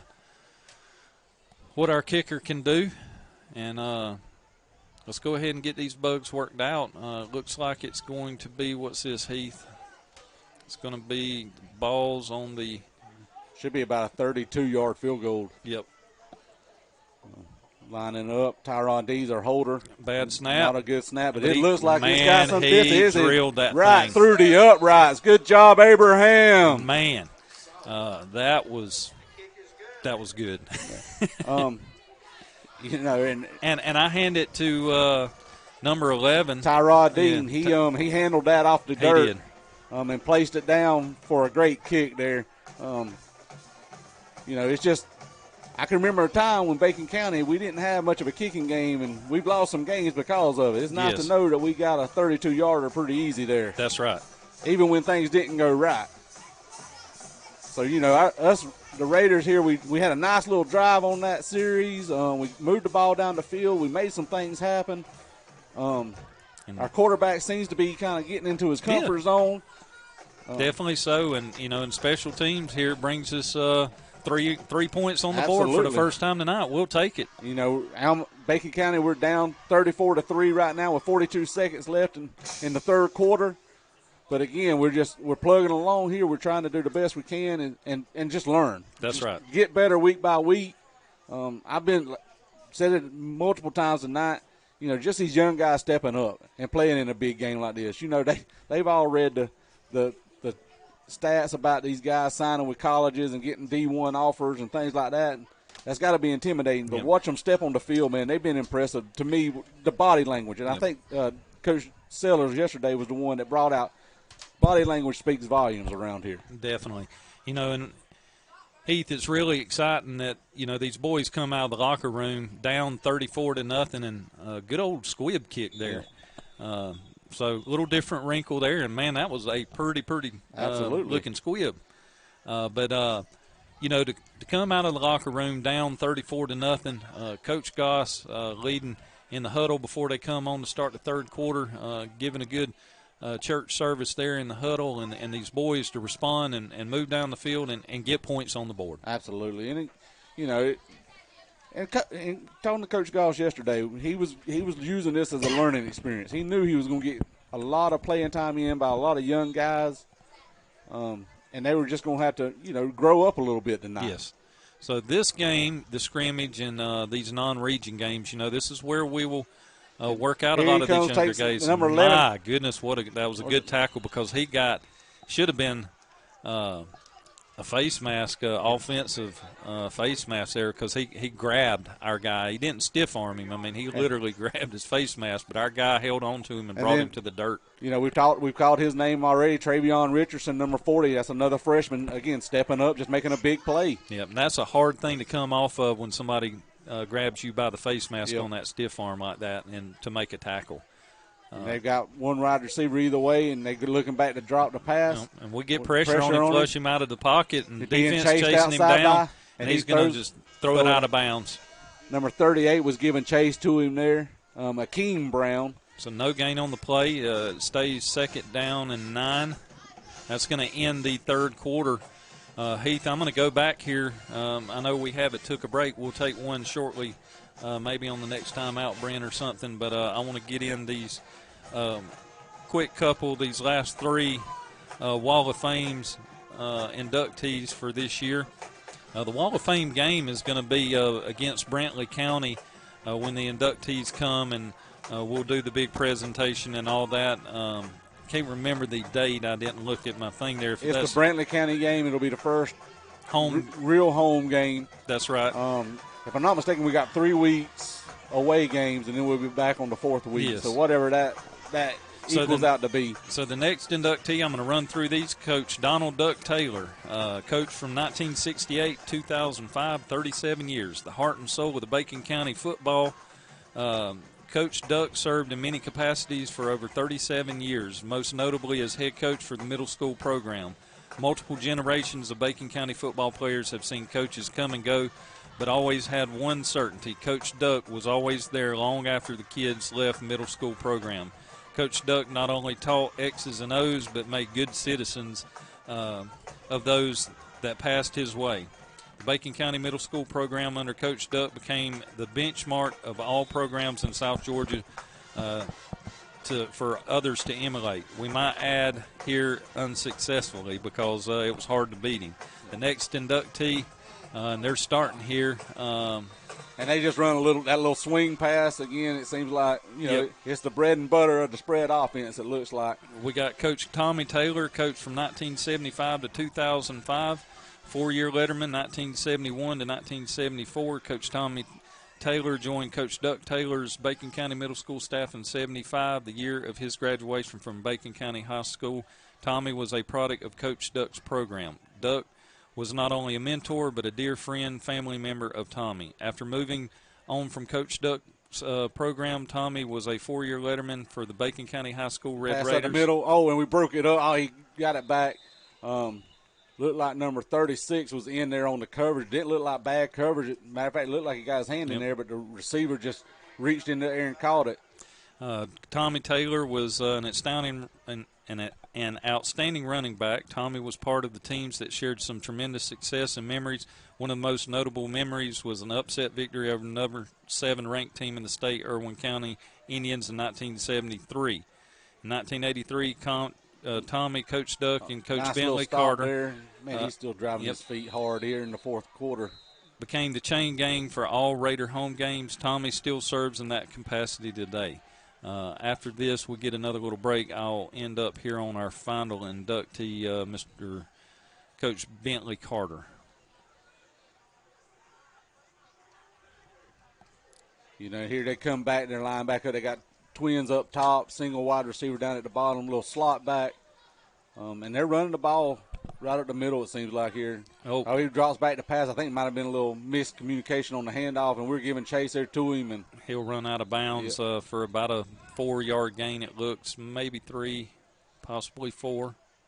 I think they're going to give him 4 on that one. Yep. So that'll bring up 3rd down and 4. A long 4. Long 4. Long 4. 5 minutes and 40 seconds remaining here in the fourth quarter. Appleton County 34, Bacon County 3. They're lining up quick again. Got the Twins down at the bottom, one single back up top. Could really use a big stop here. Looks like they're going to little pump screen fake. pass. Yep. Oh, and he He's broke running free. right through the middle. And we managed to get in there on the shoulder pad and bring him down. But, man. Mr. Ty Carter come in there. Like you said, he luckily grabbed that shoulder pad. Yes, sir, because he was gone. He was. There was nobody else down there to stop that. So it was, fortunate that he was there, in that spot doing his job. And as quick as the quarterback's getting these balls off, it makes it difficult for any safety to get over, to make a line to come in and to stop this. So they're going to be very successful, I feel, in their region play this year. Absolutely. Hand off to number 41, and we just did not read that right. Miss him. Make the tackle there. And we get in. Here's about a 9-yard gain. Yep. It's going to bring up 2nd down and 1. Appleton continues to move the ball. And we're running kids in and out here. We're trying to get these guys playing time because they've worked hard all summer. Yes. I've been kind of in and out of the program some. You'll have them there at 6 o'clock in the morning, some of these guys working out. So they've worked hard. They've earned a chance to get out here and play a little bit, and that's what we're doing right now. So 2nd down and 1, very short 1, 4 minutes and 1 second. And now you got a timeout. Appleton County takes a timeout. Clock stops at 3 minutes and 57 seconds remaining here in the fourth quarter. Appleton County 34, Bacon County 3. Our final inductee here on the Wall of Fame is Bentley Carter, Coach Bentley Carter. He coached from 1975 to 2005. He's a 4-year letterman from 1972 to 75. He was class of 1976. Coach Bentley Carter joined Coach Duck Taylor's Bacon County Middle School staff in 1975, as with Tommy Taylor. Bentley was a product of Coach Duck's program and a close friend family of Coach Duck.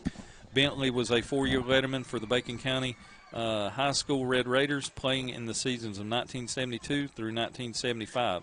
Bentley's career was filled with much success and great memories. One of, not highlight of Bentley's playing days came in 1974 against Clinch County Panthers on a block punt, with Bentley getting the covered scoop and score. In 1983, Bentley, Coach Duck, and Tommy Taylor became the chain gang for all Raider home games. Coach Duck continued until his health would no longer allow, and Coach Bentley and Coach Tommy Taylor continue in this role today. First, because they love Bacon County football, and secondly, in honor and memory of Coach Duck. Congratulations to all the inductees of the Bacon County Wall of Fame. We'll be talking about them much more throughout the season. Oh, absolutely, and these guys deserve it. Yes. And they're what make Red Raider football what it's been in the past. Oh, definitely. You can't say Red Raider without Duck Taylor or Tommy Taylor or Bentley Carter's name coming up in there, just like we talked about Peter Simmons and Mike Taylor and every one of these, Rasheed Slade, Joe Sears, all these guys are the epitome of what it means to be a Red Raider. They hand the ball off. The running back gets to the outside, and we managed to get a stop. Looks like he got about 10 on the carry there. Yep.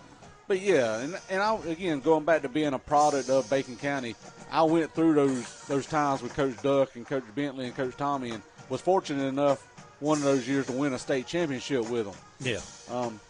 But more than that, man, just what they mean to a lot of people in this community and the role models they've been, and not just those men, but most of them that's been on that list are the same way. First and goal, Appleton County hands it off. They get up.